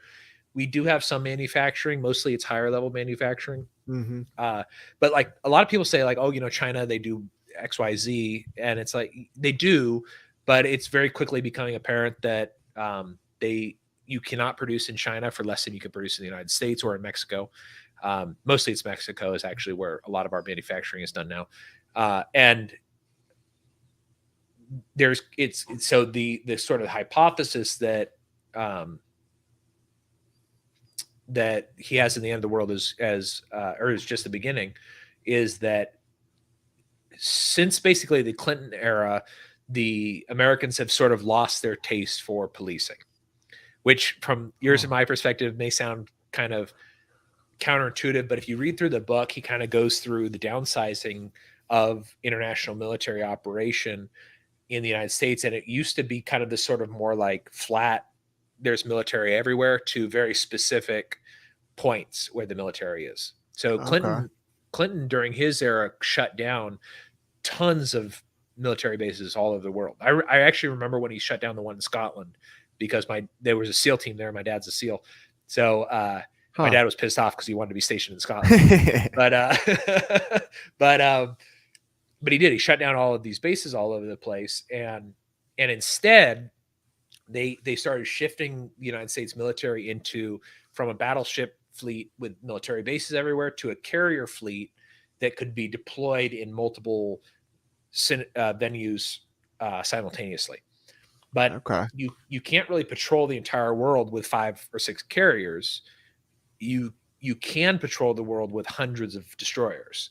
So our military over the last 20 years, according to him, has basically shifted from a military that can basically police the world to a military that doesn't really have the ability to anymore. And if you look at Interesting. statistics, piracy has upticked quite a bit. So uh, it's evident in basically the way that the United States operates is that this is the end of it, basically. Huh. And he says that if you go through it and look at the policy too, is that Clinton ran on a peace sort of platform and was voted in. Bush ran on a humble foreign policy and was voted in. Obama ran on a humble foreign policy and was voted in. Trump ran on a humble foreign policy and actually very American centrism Yep. and was voted in. So clearly, from his perspective, the Americans do not want to be international police anymore. They just are not Right. interested in it. We don't see the benefit. After World War II, we did because there was people who still remembered World War II. But at this point, there's not really anybody left. There's a couple 100,000 World War II vets left. It's very few people who remember that. And frankly, the United States doesn't need anybody else. Right. We can build everything we want here, and or with Mexico and with Canada, and we have so the same relationship that we have with China, which is a differentiation in payment for people who work sort of lower end jobs like manufacturing. Mhm. We have that same relationship with Mexico and with like Guatemala and places like that. So Yeah. we don't need China, we don't need Asia anymore. And so he goes through this in his book, and he sees this as also the end of an era. And his is that so the way that this would be in the perspective of the Strauss-Howe generational theory is that the end of the seculum here is that this previous seculum was the age of global domination by America. Yeah. The Soviet Union did exist, but if we actually look at this historically, is the Soviet Union was really not that important. It did drive a lot of the stuff that was going on domestically, and there was some international stuff. But when the Soviet Union ended, we realized that they were a paper bear, actually, in their case, not a paper tiger. Yeah. They were they had they did have all these nuclear warheads, but their silos didn't open, or they had all the tanks that they said they had, but some of them could only go in reverse. They couldn't go forward. There was Oh, a lot of wow. stuff like that where we realized, oh, they're actually not now. I'm pretty sure that the United States government knew this, Sure. but they were playing it up so that they could spend more money. But Right. but it became very clear to the public that, oh, the Soviet Union was not actually as big and bad as we thought. And actually, we see sort of a very similar thing going on right now with the war in Ukraine. Is they've been building up Russia as this huge threat for a long time, but they can't even win a war in Ukraine. And Yeah. now, granted, we're dumping billions of dollars into it, but it's not a huge country. It's not a very advanced country. Up until this war, it wasn't a patriotic country. It's a very it's sort of the same sort of thing. Is that the Russians seem to be very good at making people think that they're stronger than they are. Okay. And I think they did the same thing here, or possibly it's not that they're doing that. It could be that the United States government sees an advantage of making them look like they're stronger than they are, and That so could be. then we are surprised when they can't take a country like Ukraine. I feel like they also have to realize that they've more or less got a gun at the back of their neck, and they can Mhm. only do so much in Ukraine. Yeah, I think well, and that's another thing too. And actually, in the end of the world is just the beginning. He talks about this a little bit. Is that the Russian leadership knows that they don't have that if they don't take Ukraine now, they won't be able to because there's no youth in their country, and wars are fought by young men. Right. So that's one part of it, is that they don't. In fact, you see this a lot. Actually, is that a lot of their military are not ethnic Russians. They're mostly the other people that are in the Russian Federation. So There's a lot of, we actually see this a lot with Chechnyans. There's a lot of Chechnyans fighting Okay. there, and they have war experience because there was the big conflict in Chechnya, and actually that's another one that Putin kind of came in and put an end to, but at great cost. I mean, that was not a easy win for them, and so the Russian Federation is sort of, it's different than I think the way that people conceptualize it. It's even looser than the United States. So like each oblast, there's a lot of oblasts that are actually completely autonomous, so they don't actually have to do anything the Russian Federation says. They pay a little bit of money up, but that's about it. But they're also, there's Russians, and then there's all of the other ethnic groups that are in the Russian Federation. Mm-hmm. So that's kind of one of the things that's kind of interesting going on. But then also there's the Russian diaspora, which was caused by Stalin mostly, which is in Ukraine and in Kazakhstan, and Belarus is, I think Belarus translates to white Russia. So I think they are just ethnically Russian. But there's Russians. So like, for example, we always think of Estonia and Latvia and all this as being our friends, but there are Estonians and Latvian ethnic Russians that are not allowed to have citizenship in those countries, and they're not allowed to leave. So there's a lot of these things. There's a lot of these former Soviet countries who have Russian populations, and they treat them very poorly. They're not citizens. They're not allowed to vote, but they're also not allowed to leave. So this is an aspect of this whole conflict that people don't realize, is that this is what Stalin did. Like, one of the most sinister lasting things of Stalin was that in order to make sure that people couldn't revolt or gain strength in any one place, he forced people to move around. Okay. So you have a whole bunch, hundreds of thousands of Russians in Ukraine. You have there's a place called Transnistria in Moldova, which is on the other side of Ukraine, which is all ethnic Russians. There's a huge ethnic Russian population in Latvia and Estonia and all of these countries.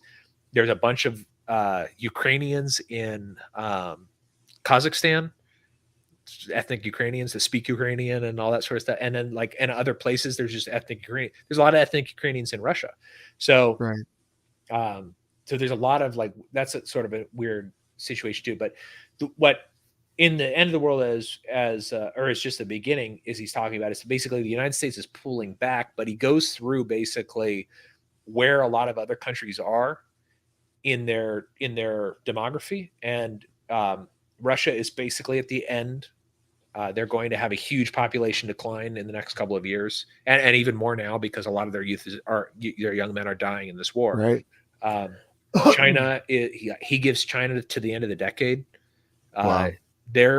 He says they're so far beyond terminal as far as their population because of the one-child policy. Yeah. They not only did they not have enough kids, but they also only had men or boy childs or male childs. So they have this extremely lopsided, and then they're also xenophobic is not the right word, but they don't want to breed out of Chinese.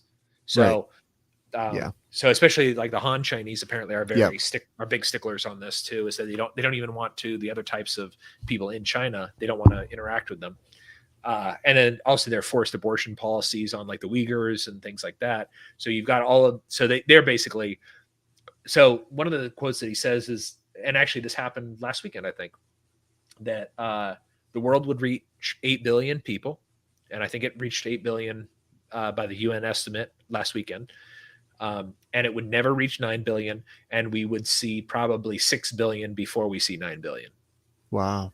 And I have my own conspiracy theories that play into this, because I think that a lot of people are going to be killed off by the vaccines killed off or not have children as a result. So there was actually some statistics that just came out from Australia about this, that they had like a 26% decrease in childbirth so 9 months after the vaccine came out in Australia. There's suddenly a 26% drop in births.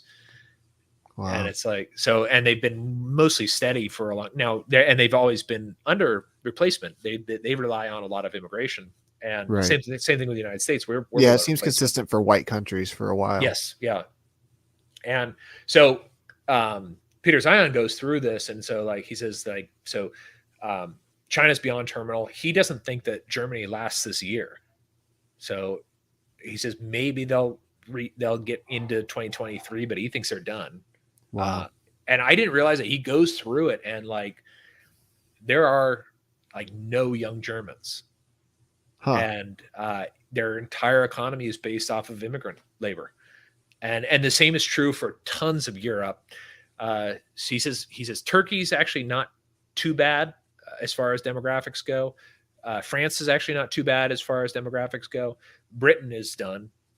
They don't have kids, and wow. So he says they'll what he thinks is they'll basically attach themselves to the Anglosphere, which will be the United States. So the United States, we did have kids, so we have enough people that will be able to go on and be productive. But the world's sort of interests have changed, and we're not really globally. We're not.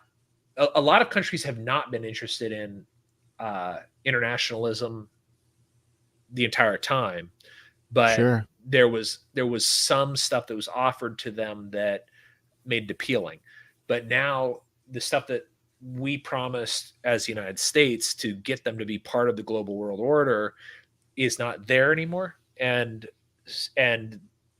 this is further a problem with places like, and we could see this actually early on in Yemen.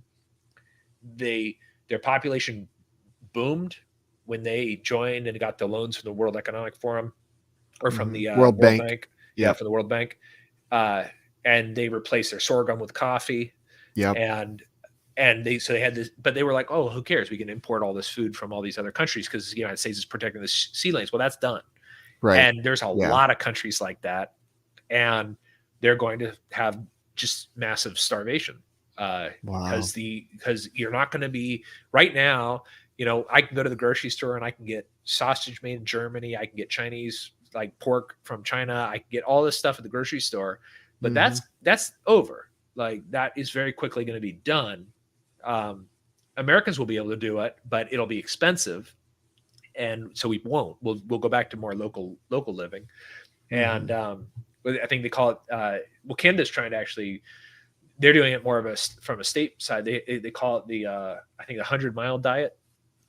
Okay. So, yeah, I've heard that here too. They're trying to promote that, where it's like you should only be eating stuff within 100 miles of where you live. So kind of priming the population for the reduced expectation. Yeah. And I think that this is so it used to be that if you were in Yemen, you could get grain from, and actually we see this with the whole war in Ukraine too. You used to be able to just get grain from Ukraine, import it. It was cheap and feed your population, have bigger families, all that sort of stuff. And now we're seeing that the UN is estimating that there's going to be maybe 30 million people starved to death this year because they can't get enough grain out of Ukraine. And the harvest is not as good as it was because of the war. And also Russia has so many sanctions on them. A lot of their stuff is being difficult for them to get it out. So, and then on top of this, you have like China, which one of the problems that China has is that they have this sort of cult of personality government where Xi Jinping kind of decides everything. But they had a swine flu about 2 years ago. And so they culled their swine herds, their pigs. The amount of pigs that they culled, which was 1/3 of their entire pork population, is more than the rest of the world's pork production combined. Wow. And they just killed them, got rid of them. And their government was like, well, that's not going to be a problem because we'll just subsidize more pork farmers to come in. But they didn't monitor the funds to see where these pork farmers were coming from. So it's mostly just people who have no experience raising pigs going, oh, for money, let me get on that. And they would take it, but they don't know what to do. This is we're seeing is actually a very similar thing happening in South Africa right now because their government is kicking out white farmers basically. This happened in Zimbabwe 30 years ago, 40 years ago. Wow. You got the new government coming in going, we want reparations for colonialism. We're going to kick you out. And we saw this again, actually, during the Soviet era. One of the reasons why so many Ukrainians starved to death was the Soviets came in, went, you're landowners, that means you're rich, right? To Siberia with you. Yeah, the kulaks, yeah. And they said, you're going to Siberia. And they were like, okay, now peasants, you get this land. And the peasants are going like, we know how to work when they tell us what to do, but we don't know we don't know how to grow food. Basically, it's Right. like we need instructions. The same thing is happening right now in South Africa, and it happened in Zimbabwe a couple of years ago. The government came in and went, we want reparations for colonialism, so we're going to take this land away from you guys. We're going to give it to these people who are oppressed by the colonial authorities, and they get the land, and they're just like, Yeah, it was okay, better when I could eat. Yeah. yeah. When and this is we're seeing this. We covered this actually on Tasting Anarchy quite a bit. Is what's going on with their vineyards, because they keep giving these vineyards away to so that they'll seize it from the people who own the vineyards who are white, and those guys will just leave and go back to England or wherever, or actually a lot of them go to Netherlands. Australia, yeah, and then they'll revisit these. They'll give it to the people who worked it, which are mostly blacks. So the blacks were usually doing the labor, but they don't have it. They know how to grow grapes. They know how to make wine. They don't have any of the business acumen. So they Okay. don't understand how to get the product ready for market. They don't have the connections internationally to Yeah, sell for it. distribution and everything. Yeah, Sure. all of this. Yeah, so that's one thing that they're having right now is where they're like, well, we know how to do, but they also have other deficits. That one of the big deficits is irrigation. So South Africa is not a very wet place, so you do have to irrigate your crops. A lot of the irrigation was an engineering feat, and the workers were not privy to the engineering portion. That was mostly done by the administrators. And so the administrators were like, okay, we need to make sure these pumps work. We need to make sure this water silo works, like all that sort of stuff. And this is not stuff that they have the knowledge to. They can learn how to do it, but Right, but it's going to it's take time and yeah, failed it takes crops to time. get there. Exactly. And so they're, and in the meantime, they're running at a loss on their farms, and this is caught. Well, first of all, it's a deficit of food. It's also a deficit of products, so they're not making any money. And the same thing is happening in a lot of countries right now. So Yemen, because of the war that's Wow. been going on there for 10 years or 12 years, I think at this point, they don't grow any coffee, but all of these people were transitioned to coffee farmers, and they can't do that. And meanwhile, 100 miles away, the World Cup is happening in Qatar that costs billions and billions of dollars. And you have like these people in Yemen starving to death, and through all, but this is what's coming to an end. All of these problems are symptoms of the same thing, which is,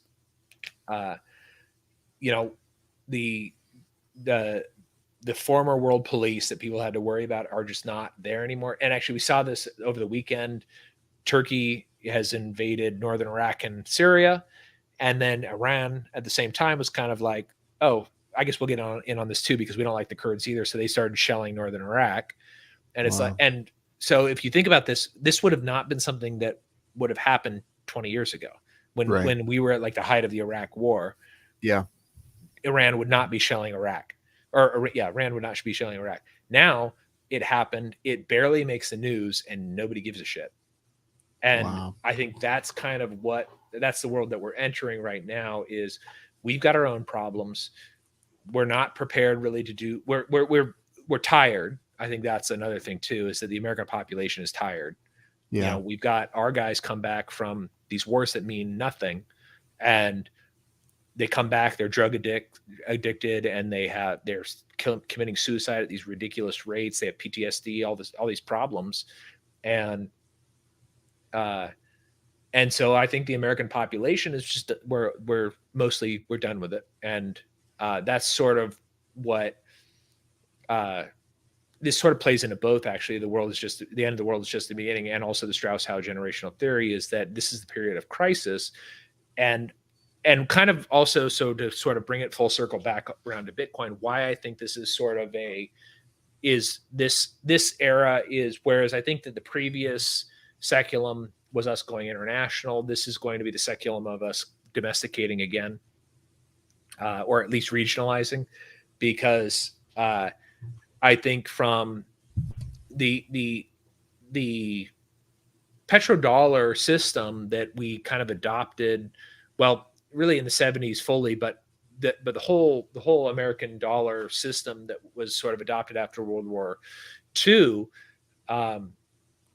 doesn't work, and we need a sound money system. So basically, our golden age in the previous cycle was funded by our peace dividend, and the peace dividend was basically us taking money in from the rest of the world, and so we were able to run these huge deficits and make it kind of look like things were good. But we did. We ran those. We had the war on poverty. We had the Great Society. Great Society, War on Poverty. We had the Medicare, Medicaid, Social Security, all of these things. And we paid for all of those because we were able to basically print whatever we wanted, and the rest of the world just accepted it. And it was because we were basically dominating. Yeah. And I think that's over. And I don't know that it's going to be like a sudden shift that the dollar doesn't exist anymore. I just think that it'll be kind of over time. People will start. I'm seeing more and more places take Bitcoin. I think that's kind of where it's going to go. Bitcoin's going through a bit of a rough patch right now, but if you look at it kind of historically to Bitcoin, like this is still not a rough patch. This is 16K.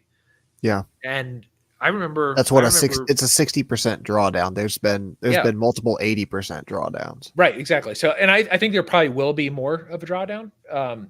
And a lot of this is because it's got to shake loose. It's got to shake loose like Grayscale. It's got to break its tie to the perceptions of everybody that it is part of crypto. It is part of this just financializing everything, playing games with your money because that's the only way you can beat inflation. Exactly. Well, and so I think so. I'll share some personal stuff. Hopefully my dad doesn't listen. But, so my dad had his Bitcoin on FTX, and I was I'm sorry, not FTX, BlockFi, which is also looks like also been I was out there last month, and I was like, Dad, you got to get your stuff off and put it onto your wallet. He's like, okay, well, show me how to set up a wallet. So I showed him how to set up a wallet, showed him how to transfer money out. He put a little bit on it, and he was like, oh, well, you don't earn interest on this. I was like, yeah, you don't, but if they go bankrupt, and I said these words exactly, and he messaged me and he was like, yeah, you told me about this. But I said, but if they go bankrupt, you will not, your money that won't be yours. That will be in their bankruptcy proceedings or whatever. Yeah. So, and so he was like, no, well, I'm going to make interest on it. And the guy who started it's a billionaire, so it'll probably be okay. And, all that sort of stuff. I was like, all right, I'm not going to force you to do it, but I think this is a bad idea. You should at least transfer some of it out. And he did transfer a little bit out. But of course, about a month later, because I was out there last month, working with him on this stuff. About a month later, they go, he goes, you watching the news on BlockFi? And I was like, no, not really. I saw the news on FTX. And he went, yes, that's happening on BlockFi. I can't get my money out.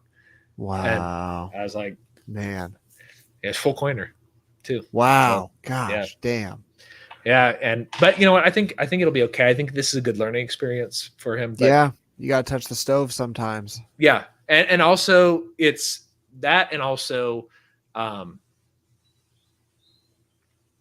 it's the interest. So in the mindset that he had, and I don't think he has the correct mindset yet either.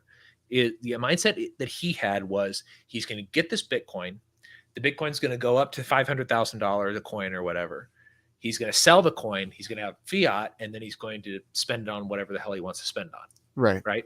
Yeah. It's not the right mindset. So that's not the game. I've been trying to tell him that I was like, no, eventually it's not that it's going to be worth $1 million.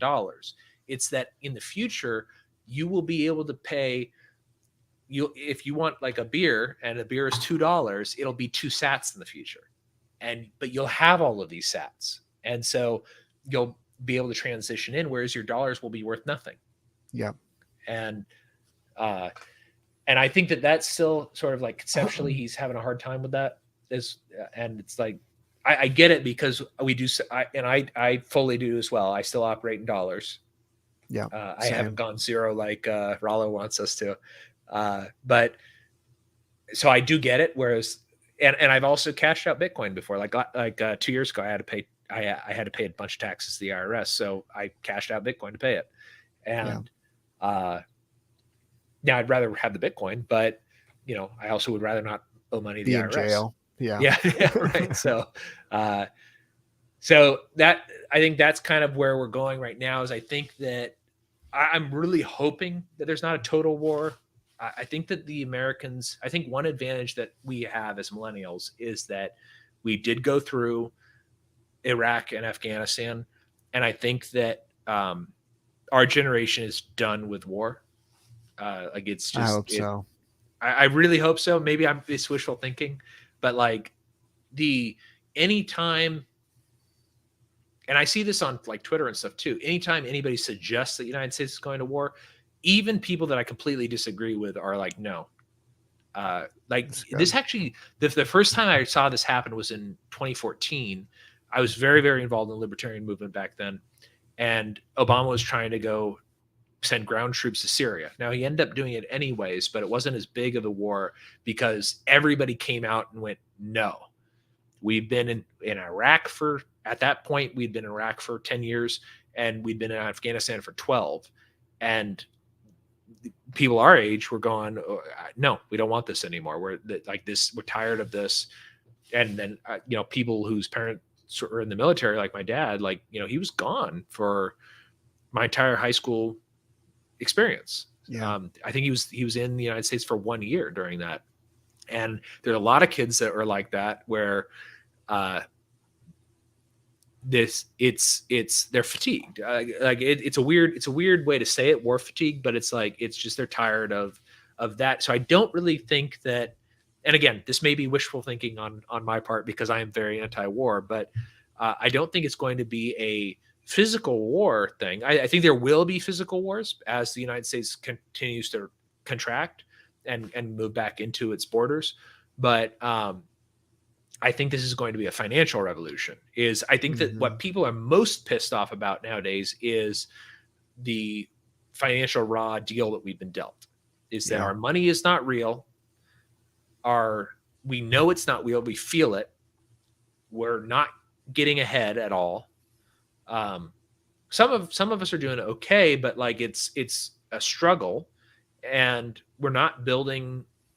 I don't know anybody my age who expects that they're going to retire. I guess that's sort of the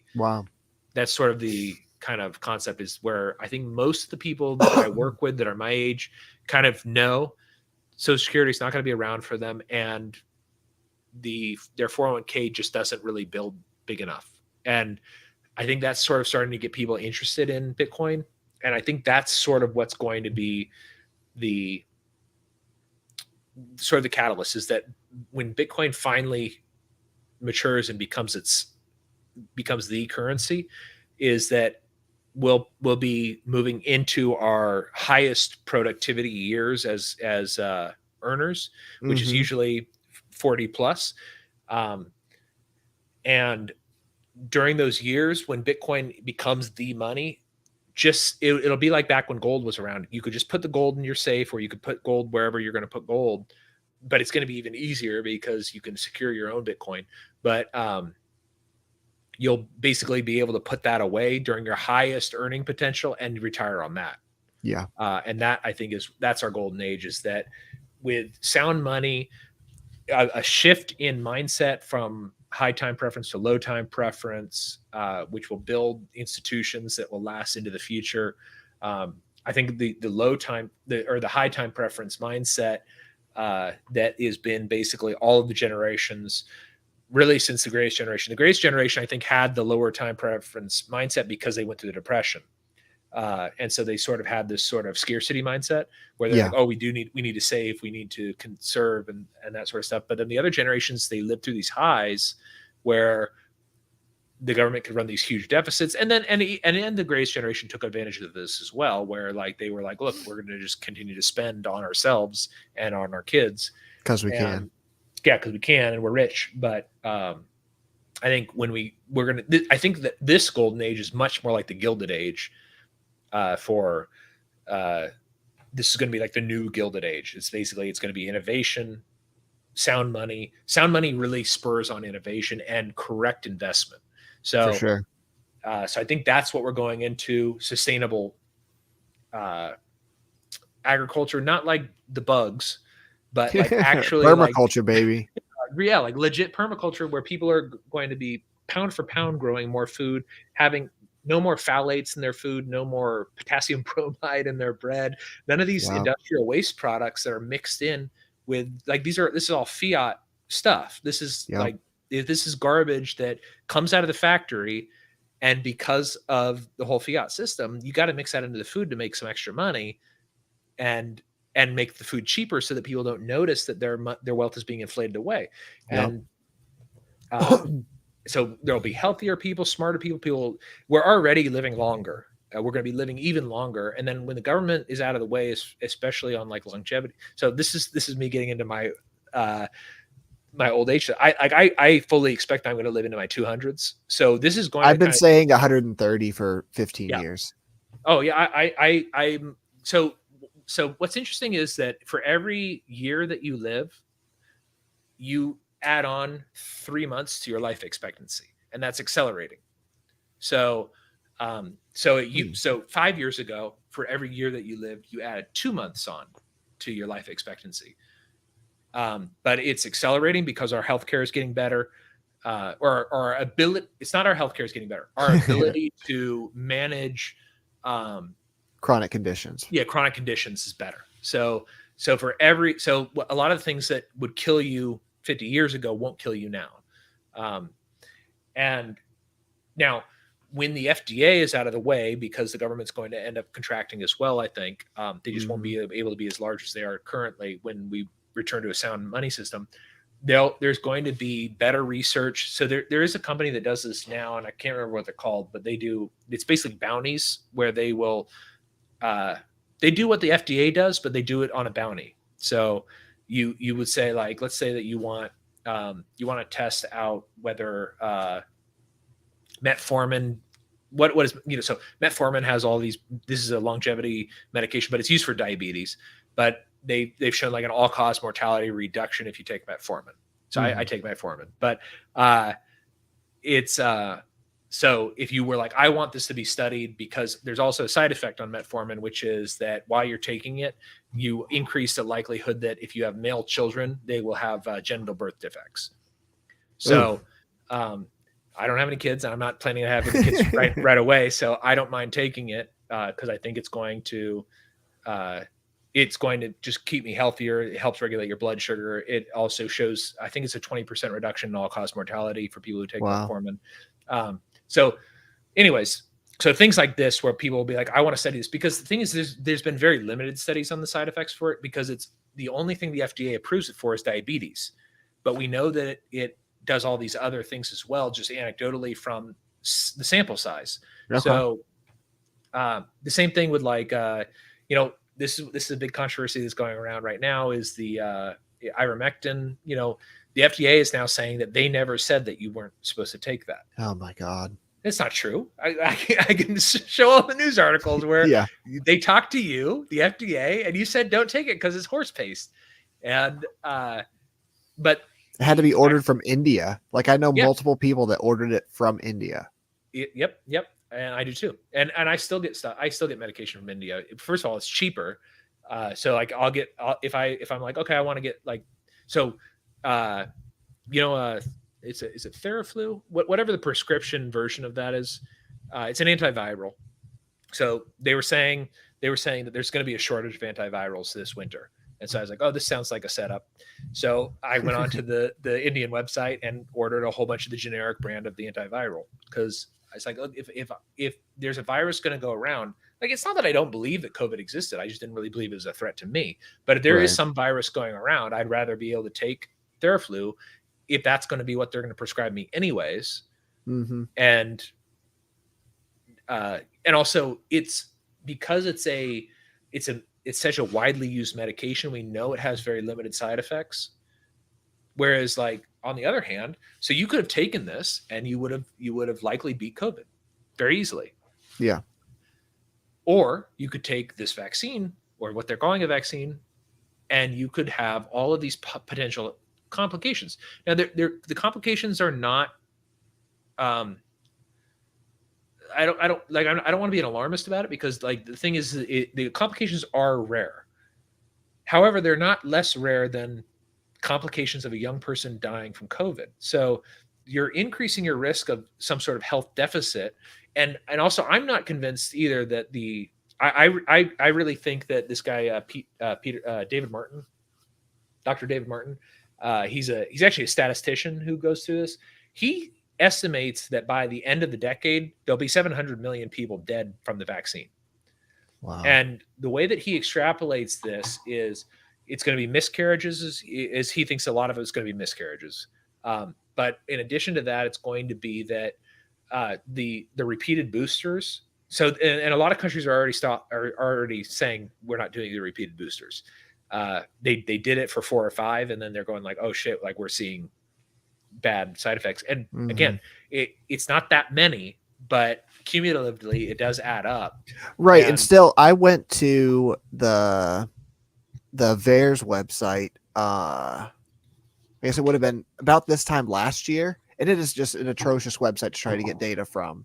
Yeah. But I was able to run the I don't remember the exact words, but basically deaths of all vaccines versus deaths of just the COVID vaccines, and then negative side effects, comparing the two of them.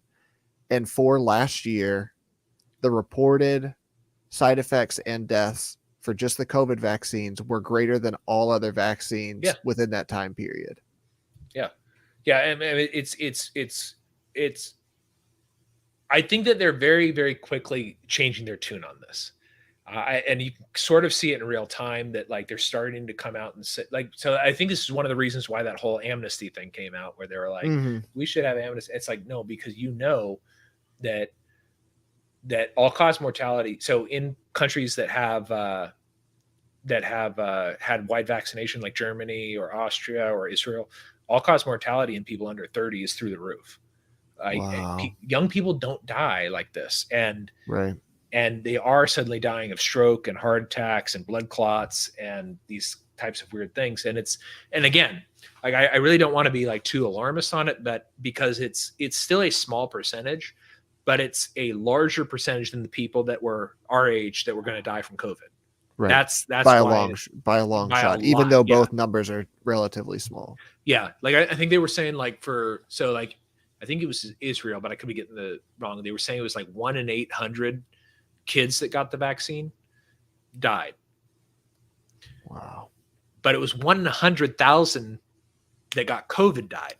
Yeah. So it's like, so when you compare the numbers, 1 in 800 or 1 in 900 or whatever it was, it's not that much. It is still extremely rare, but it's a lot more common than 1 in 100,000. Absolutely. So this is, I think, what kind of the era that we're going to go through. So sort of to bring it back to the Strauss-Howe generational theory is we're actually only about halfway through the fourth turning based on their projections. And in a lot of his more recent interviews, he's actually extending it out further because of how the generations are living now. So when he originally wrote the book, he didn't expect there to be like a Nancy Pelosi in office as long as she was in office. Sure. So actually when he wrote the book, I think she had just gotten elected. Yeah. So it's been about that long. Yeah.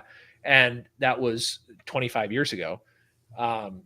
So his expectation of how long the people that are shaping and this is the other thing too, is that a lot of their theory revolves around the government. So yeah.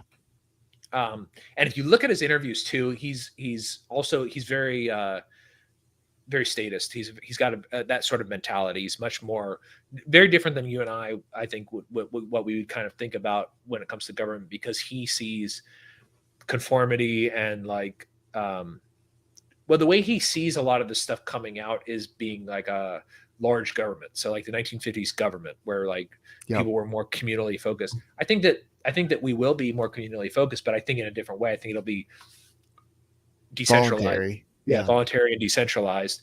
But so I sort of lost my train of thought on that. But so in his more recent interviews, he's been saying that because these generations are staying in their role for an extended period of time, it basically stretches everything out. So The millennials stayed in their adolescence way longer than expected when he wrote the book. So when he wrote the book, it was 97. I was 10. I was 10 or 9 or 10. So I was 2. And so then, so the millennials, like I know a lot of my friends who lived with their parents until they were close to 30. Wow. So, I probably would have lived with my parents into my 30s as well because I liked it. I had no problem with it. Whereas, like, one of the things that they differentiated was that boomers wanted nothing to do with their parents. Okay. Millennials have no problem with their parents. They get along with them quite well. Yeah. And they're happy to live with them for a long time. And there was a lot of advantages to living with my parents. I didn't have to pay rent. My mom did my laundry for me. Sure. She even cleaned my bedroom for me sometimes. So I just worked and then came home. And the downside is it's hard to date when you live with your parents. Right. It's awkward to date when you live with your parents. So that sort of thing. But so that all of those types of things extended out. So I was lucky that my parents ended up moving, and I was still in school when they moved, and so it didn't make sense for me to move with them. But that kind of forced me to move out. Yeah. And but a lot of my friends at the time still lived with their parents and lived with their parents for many, many more years. Wow. And so, and then a lot of them also, they call it boomeranging. So the kids moved out and they moved back in with their parents, or they moved in with their grandparents or something like that. So that was very common, especially after 2008, like that. So I moved out of my parents' house in 2007. And then, or actually, it was actually probably 2008. It was probably 2008. I moved out of their house. And then when the crisis happened, they had already moved to Hawaii. But a lot of my friends had moved out. Actually, my roommate had moved out, lived with me. And then the crisis happened, lost his job, and he ended up moving in with his grandparents. So I had to get a different roommate. So a lot of those types of situations extended the millennial adolescence. Also, the financial situation made it so that boomers worked longer. They put off retirement. Now they're starting to retire in much bigger numbers, but there's a lot of boomers that are still working and they're not interested in retiring.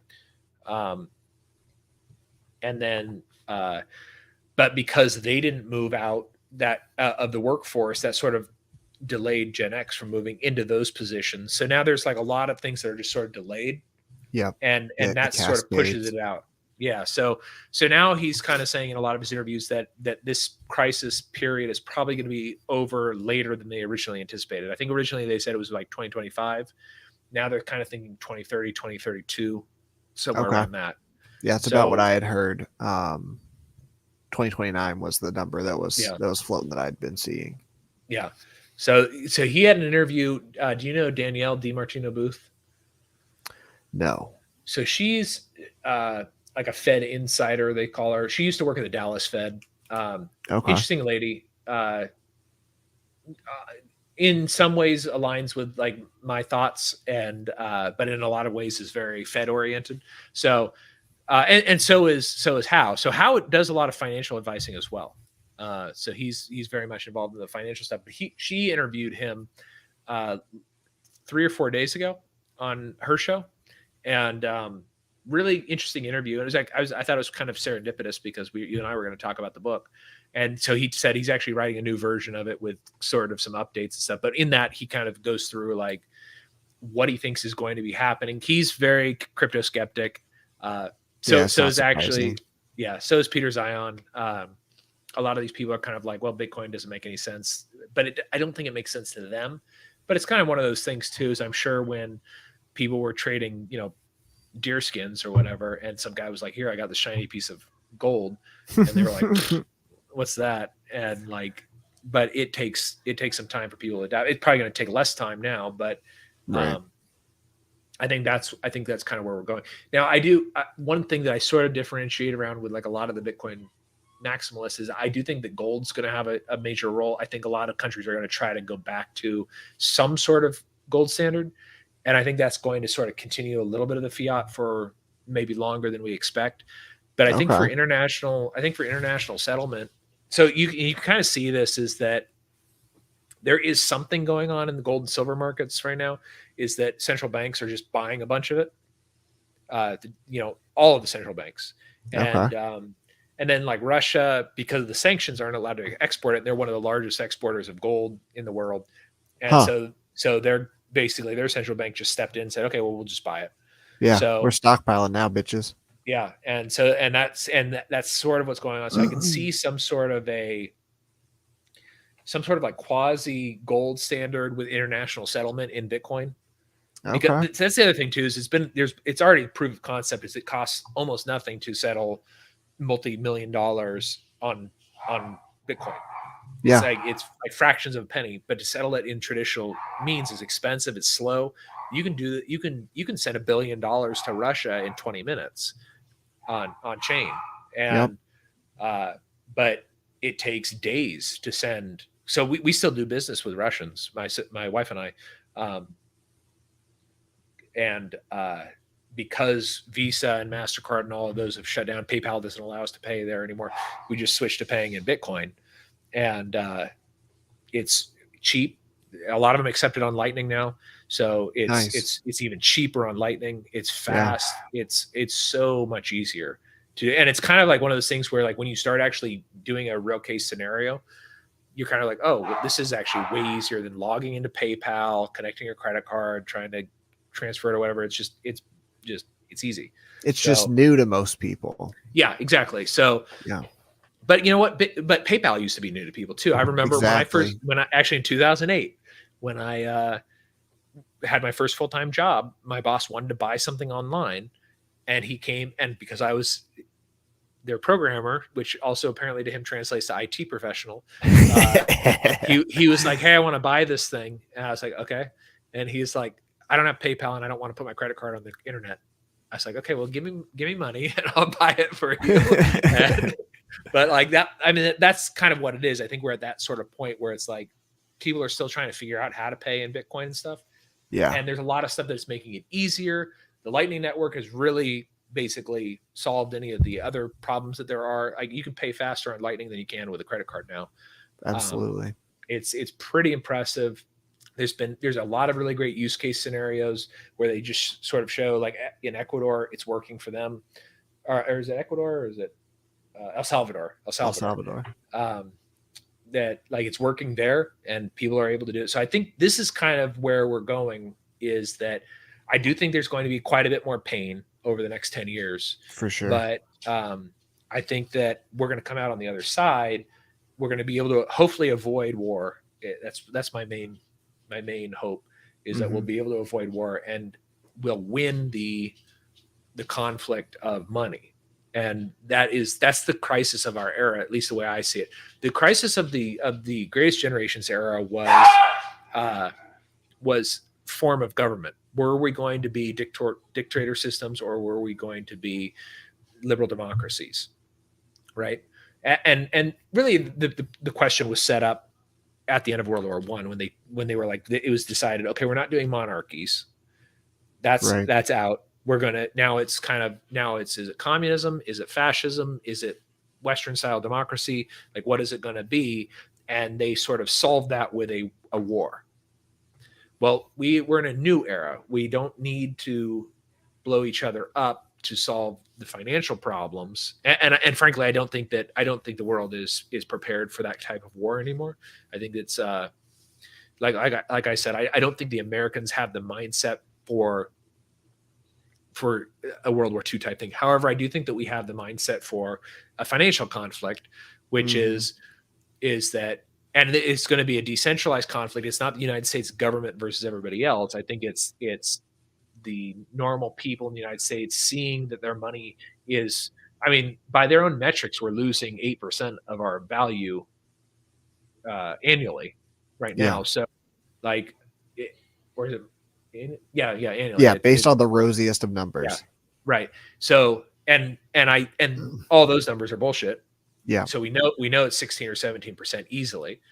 Yeah. And so I think Americans are going to start seeing that, and the conflict is going to be money. It's going to be what is our future going to be?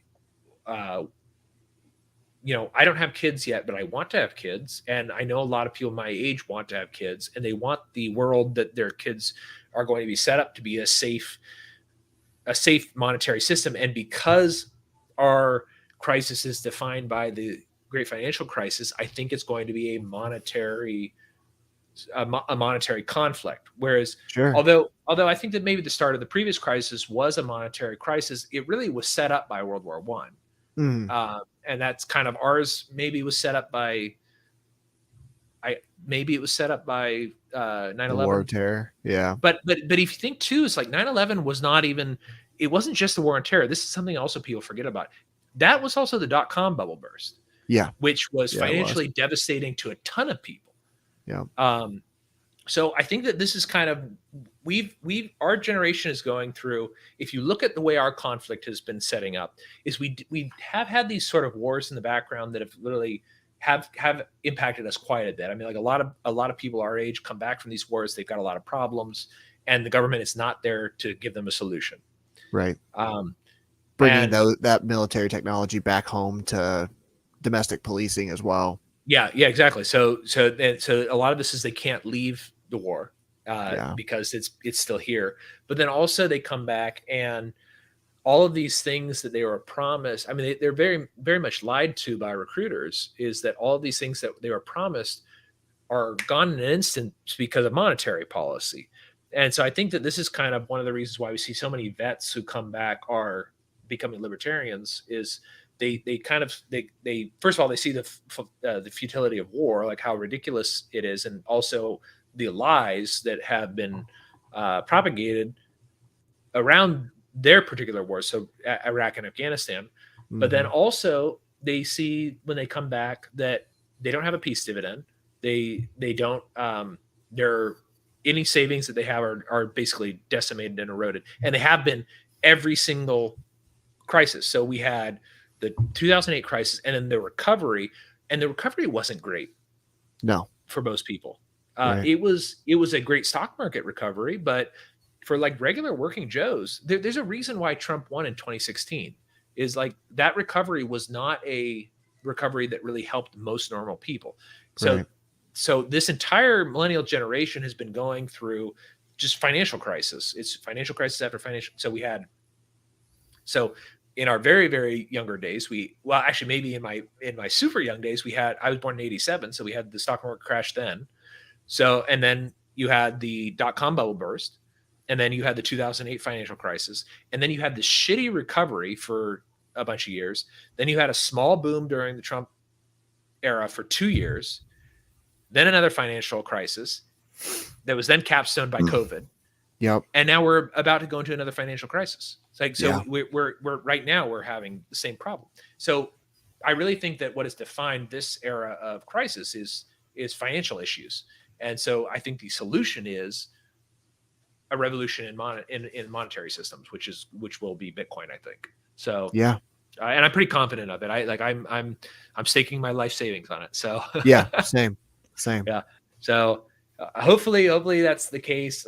I think that for anybody who wants to hear a better explanation for it, Saifedean his podcast is excellent. He's got a really good way of selling it, I think, and also explaining why it's not just a sales. It's reality. So that's what I really think that our crisis is going to end with. That is that the golden age will happen when, at least when there's a parallel of Bitcoin and semi-backed fiat currencies. Like I don't really see a lot of these going away. Like China, I don't think is going to last a decade. That's one of the things that Peter Zion talks about. But while they're still around, they're not giving up their currency. But even in the meantime, they are stockpiling silver and gold as well. So they want, and actually this was interesting news today, is that they basically nationalized their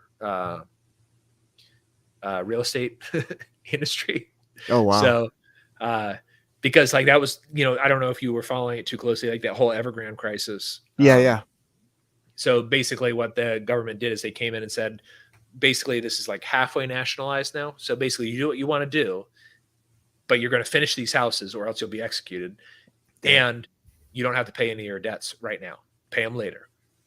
And that's going to be actually quite bad for the dollar, because Evergrande had about a third of its debt denominated in dollars. So there was a Wow. lot of American institutions relying on or expecting payment in dollars based on these loans that they were giving out to China for these Mm, ridiculous, unrealistic growth expectations. So again, this is all stuff that's brewing, that is financial, and so this is all because of the U.S. monetary system. So yeah. this is, I think, what's kind of coming to a climax, is this is financial war, and I don't think we're going to have. I think we'll have minor conflicts, but I don't think we're going to have total war like World War I or World War II. I think we're going to have probably wars sort of like what's going on in Ukraine, proxy wars, where we're willing to put fiat into it, but at a certain point, we're not going to be even wanting to put fiat into it, because Americans are going to go, yeah, we're not using this money anymore. Okay. Yeah. Yeah. I can see that making sense. Huh. Anything else? I think you've hit everything. I mean, I didn't even have to ask any questions. This is like Scott Horton. I just say a couple words and let you go. Yeah, I've been thinking about it the last week, because I missed That's our I awesome. missed our call last week, and I was like, I started thinking about it more, and I was like, okay, actually, I do have a lot of stuff to say about it. Yeah, no, it Um, shows it. I'm impressed with your eloquence and just like the ability to jump, just continue the thoughts and trace them along a path. I don't talk out loud often enough to have that skill. yeah, I'm on the phone a lot with clients, so I've started getting better at it. That's awesome. That's awesome. Let me see if Um, there's something. I want to see if there's something else that I kind of remember. There was one more thing on your notes. Okay, no, we did cover that. That was on like basically world policing, and then mhm. I guess I guess we did cover how we're going to get out of the crisis. I think, and actually you have it as Bitcoin here, so Yeah, yeah. uh, that's what I think. I think that's the way out. Is so this is one of the things too.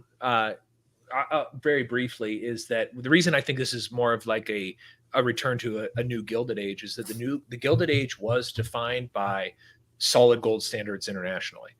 This was so the Gilded Age kind of was initiated in when, after Napoleon was defeated, the Germans were able to accept war reparations in either silver or gold.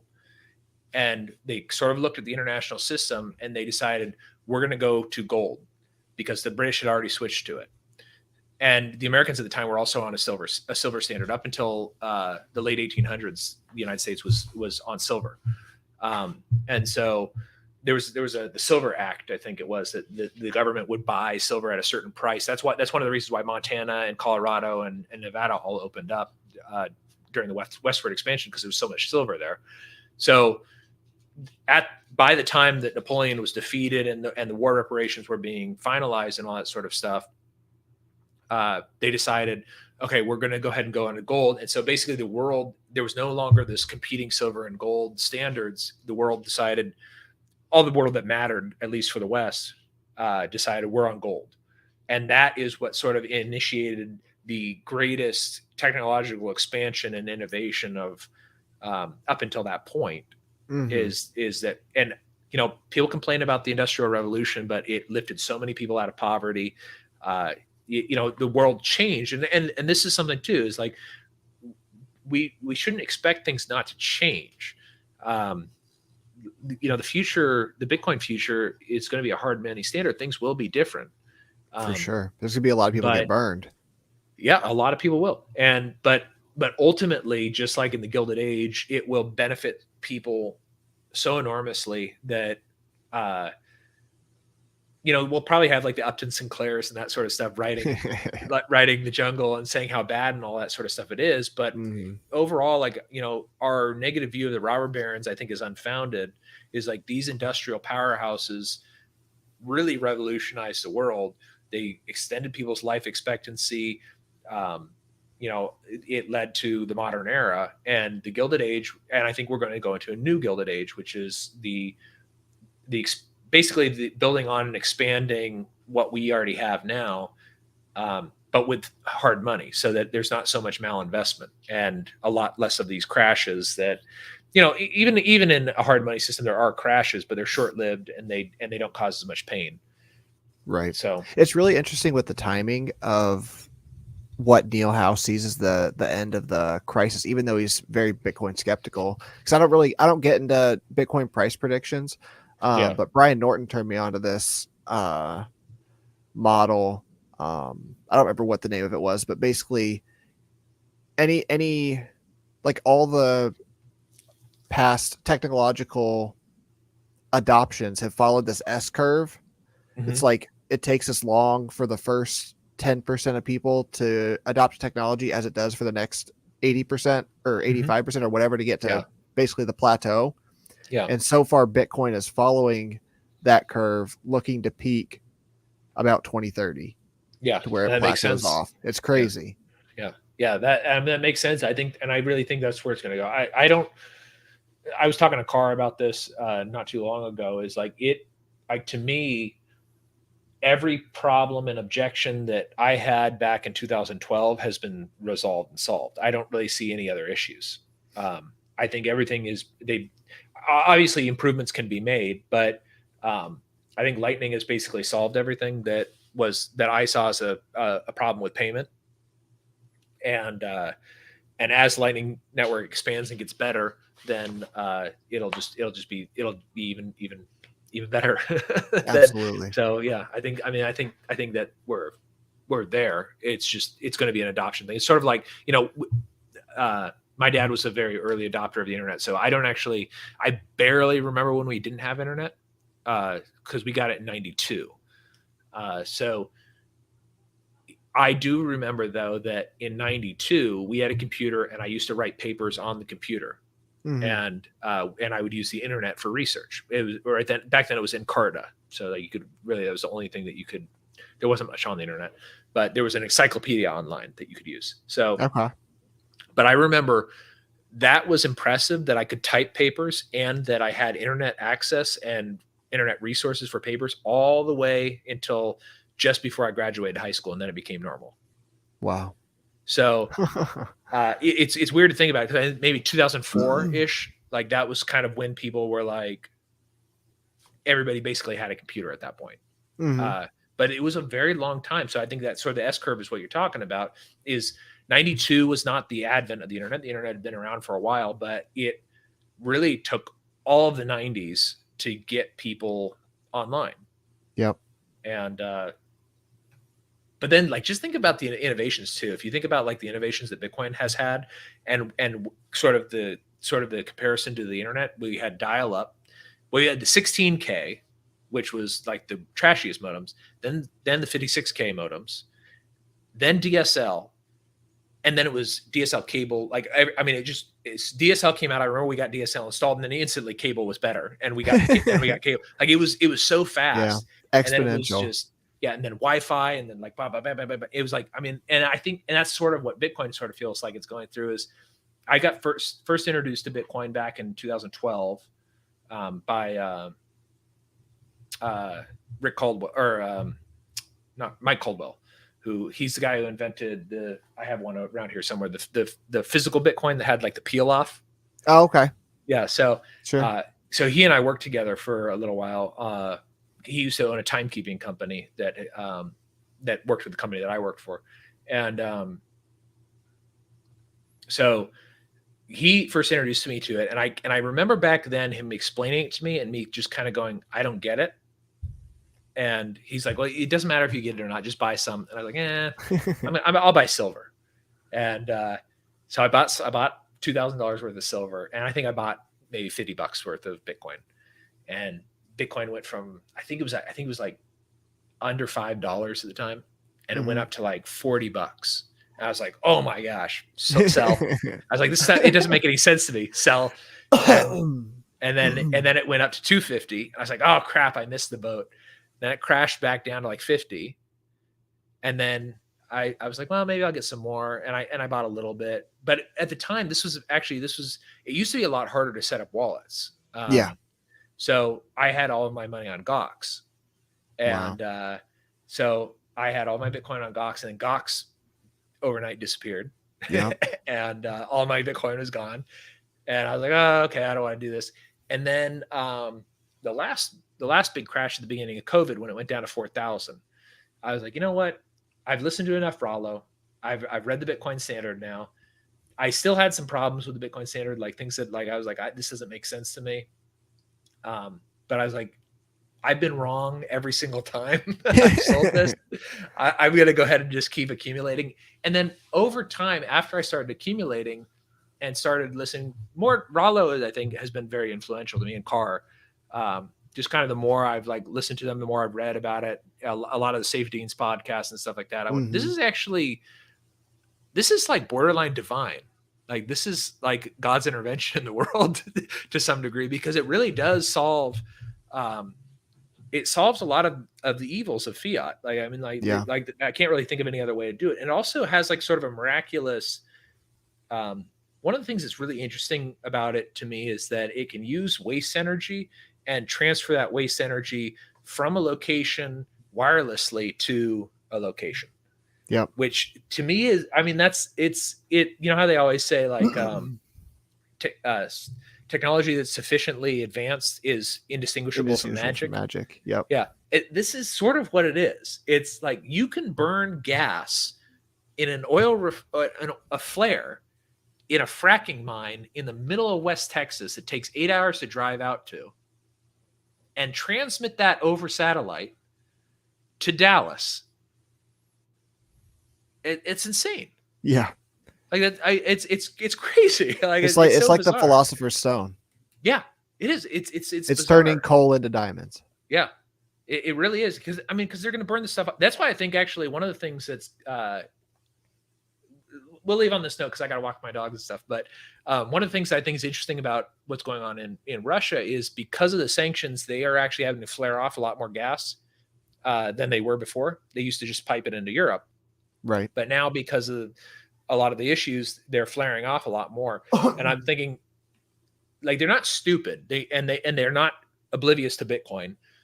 They could end up becoming a Bitcoin mining powerhouse because Absolutely. Bitcoin is about to, if the price continues down, because of price of energy has gone up and Bitcoin prices come down, the cost to mining ratio is going to be out of whack here shortly. Right. There's miners getting wrecked left and right now. Oh yeah. And but places like Russia, where they don't have the ability because of state stuff to export it, they can convert that energy into Bitcoin and then transfer that Bitcoin out. Yep. And nobody can stop them. Exactly. And it's kind of an amazing. It's really an amazing new world. I mean, it's I think it's miraculous. It's also, one of the things that Ron Paul always said is that when goods cross borders, troops don't. And when Bitcoin starts crossing borders and it monetizes, people won't want to send troops in anymore. Absolutely. So, there we go. A good hopeful note. I knew we'd get there once we got to Bitcoin. Yeah. All right. Well, yeah. Plug Chillderburg Tasting Anarchy. That's right. So go to chillderburg.com. We're going to have a new location. There's a newsletter sign up there. I'm going to try to have a new newsletter out this weekend that kind of explains like where the new location is going to be. Tasting Anarchy is a show that I do that we do wine and beer reviews. Mostly our slogan is how much government is in your drink. So we mostly talk about government intervention in the alcohol industry. It's a lot of fun. And I've been getting 1 or 2 out per month the last couple of months. I've been slacking quite a bit, but we're getting back on track. Good deal. And all my links going across the banner at the bottom right now, lsd.ittybitty.tips. That's my little tip tree. A buddy, Josh the Renegade Butcher, makes those. It's basically Linktree, but it's also got lightning enabled tipping. So if you go there, there's a QR code that pops up. You can leave a tip, and it's also got all my socials, the Revolution Solution podcast website, RSS feed, my few referral links that nobody's ever clicked. So just type it into a search engine and check it out. If you want one made, just hit up Josh the Renegade Butcher or go to ittybitty.tips and ask for one. Cool. Yeah, that's all I got. Jake, I really appreciate it. This has been incredibly interesting. Yeah, it's been fun. I always like talking about this kind of thing. Hell yeah. All right, we'll leave it there for today. Peace and love. Right. Take it easy. end.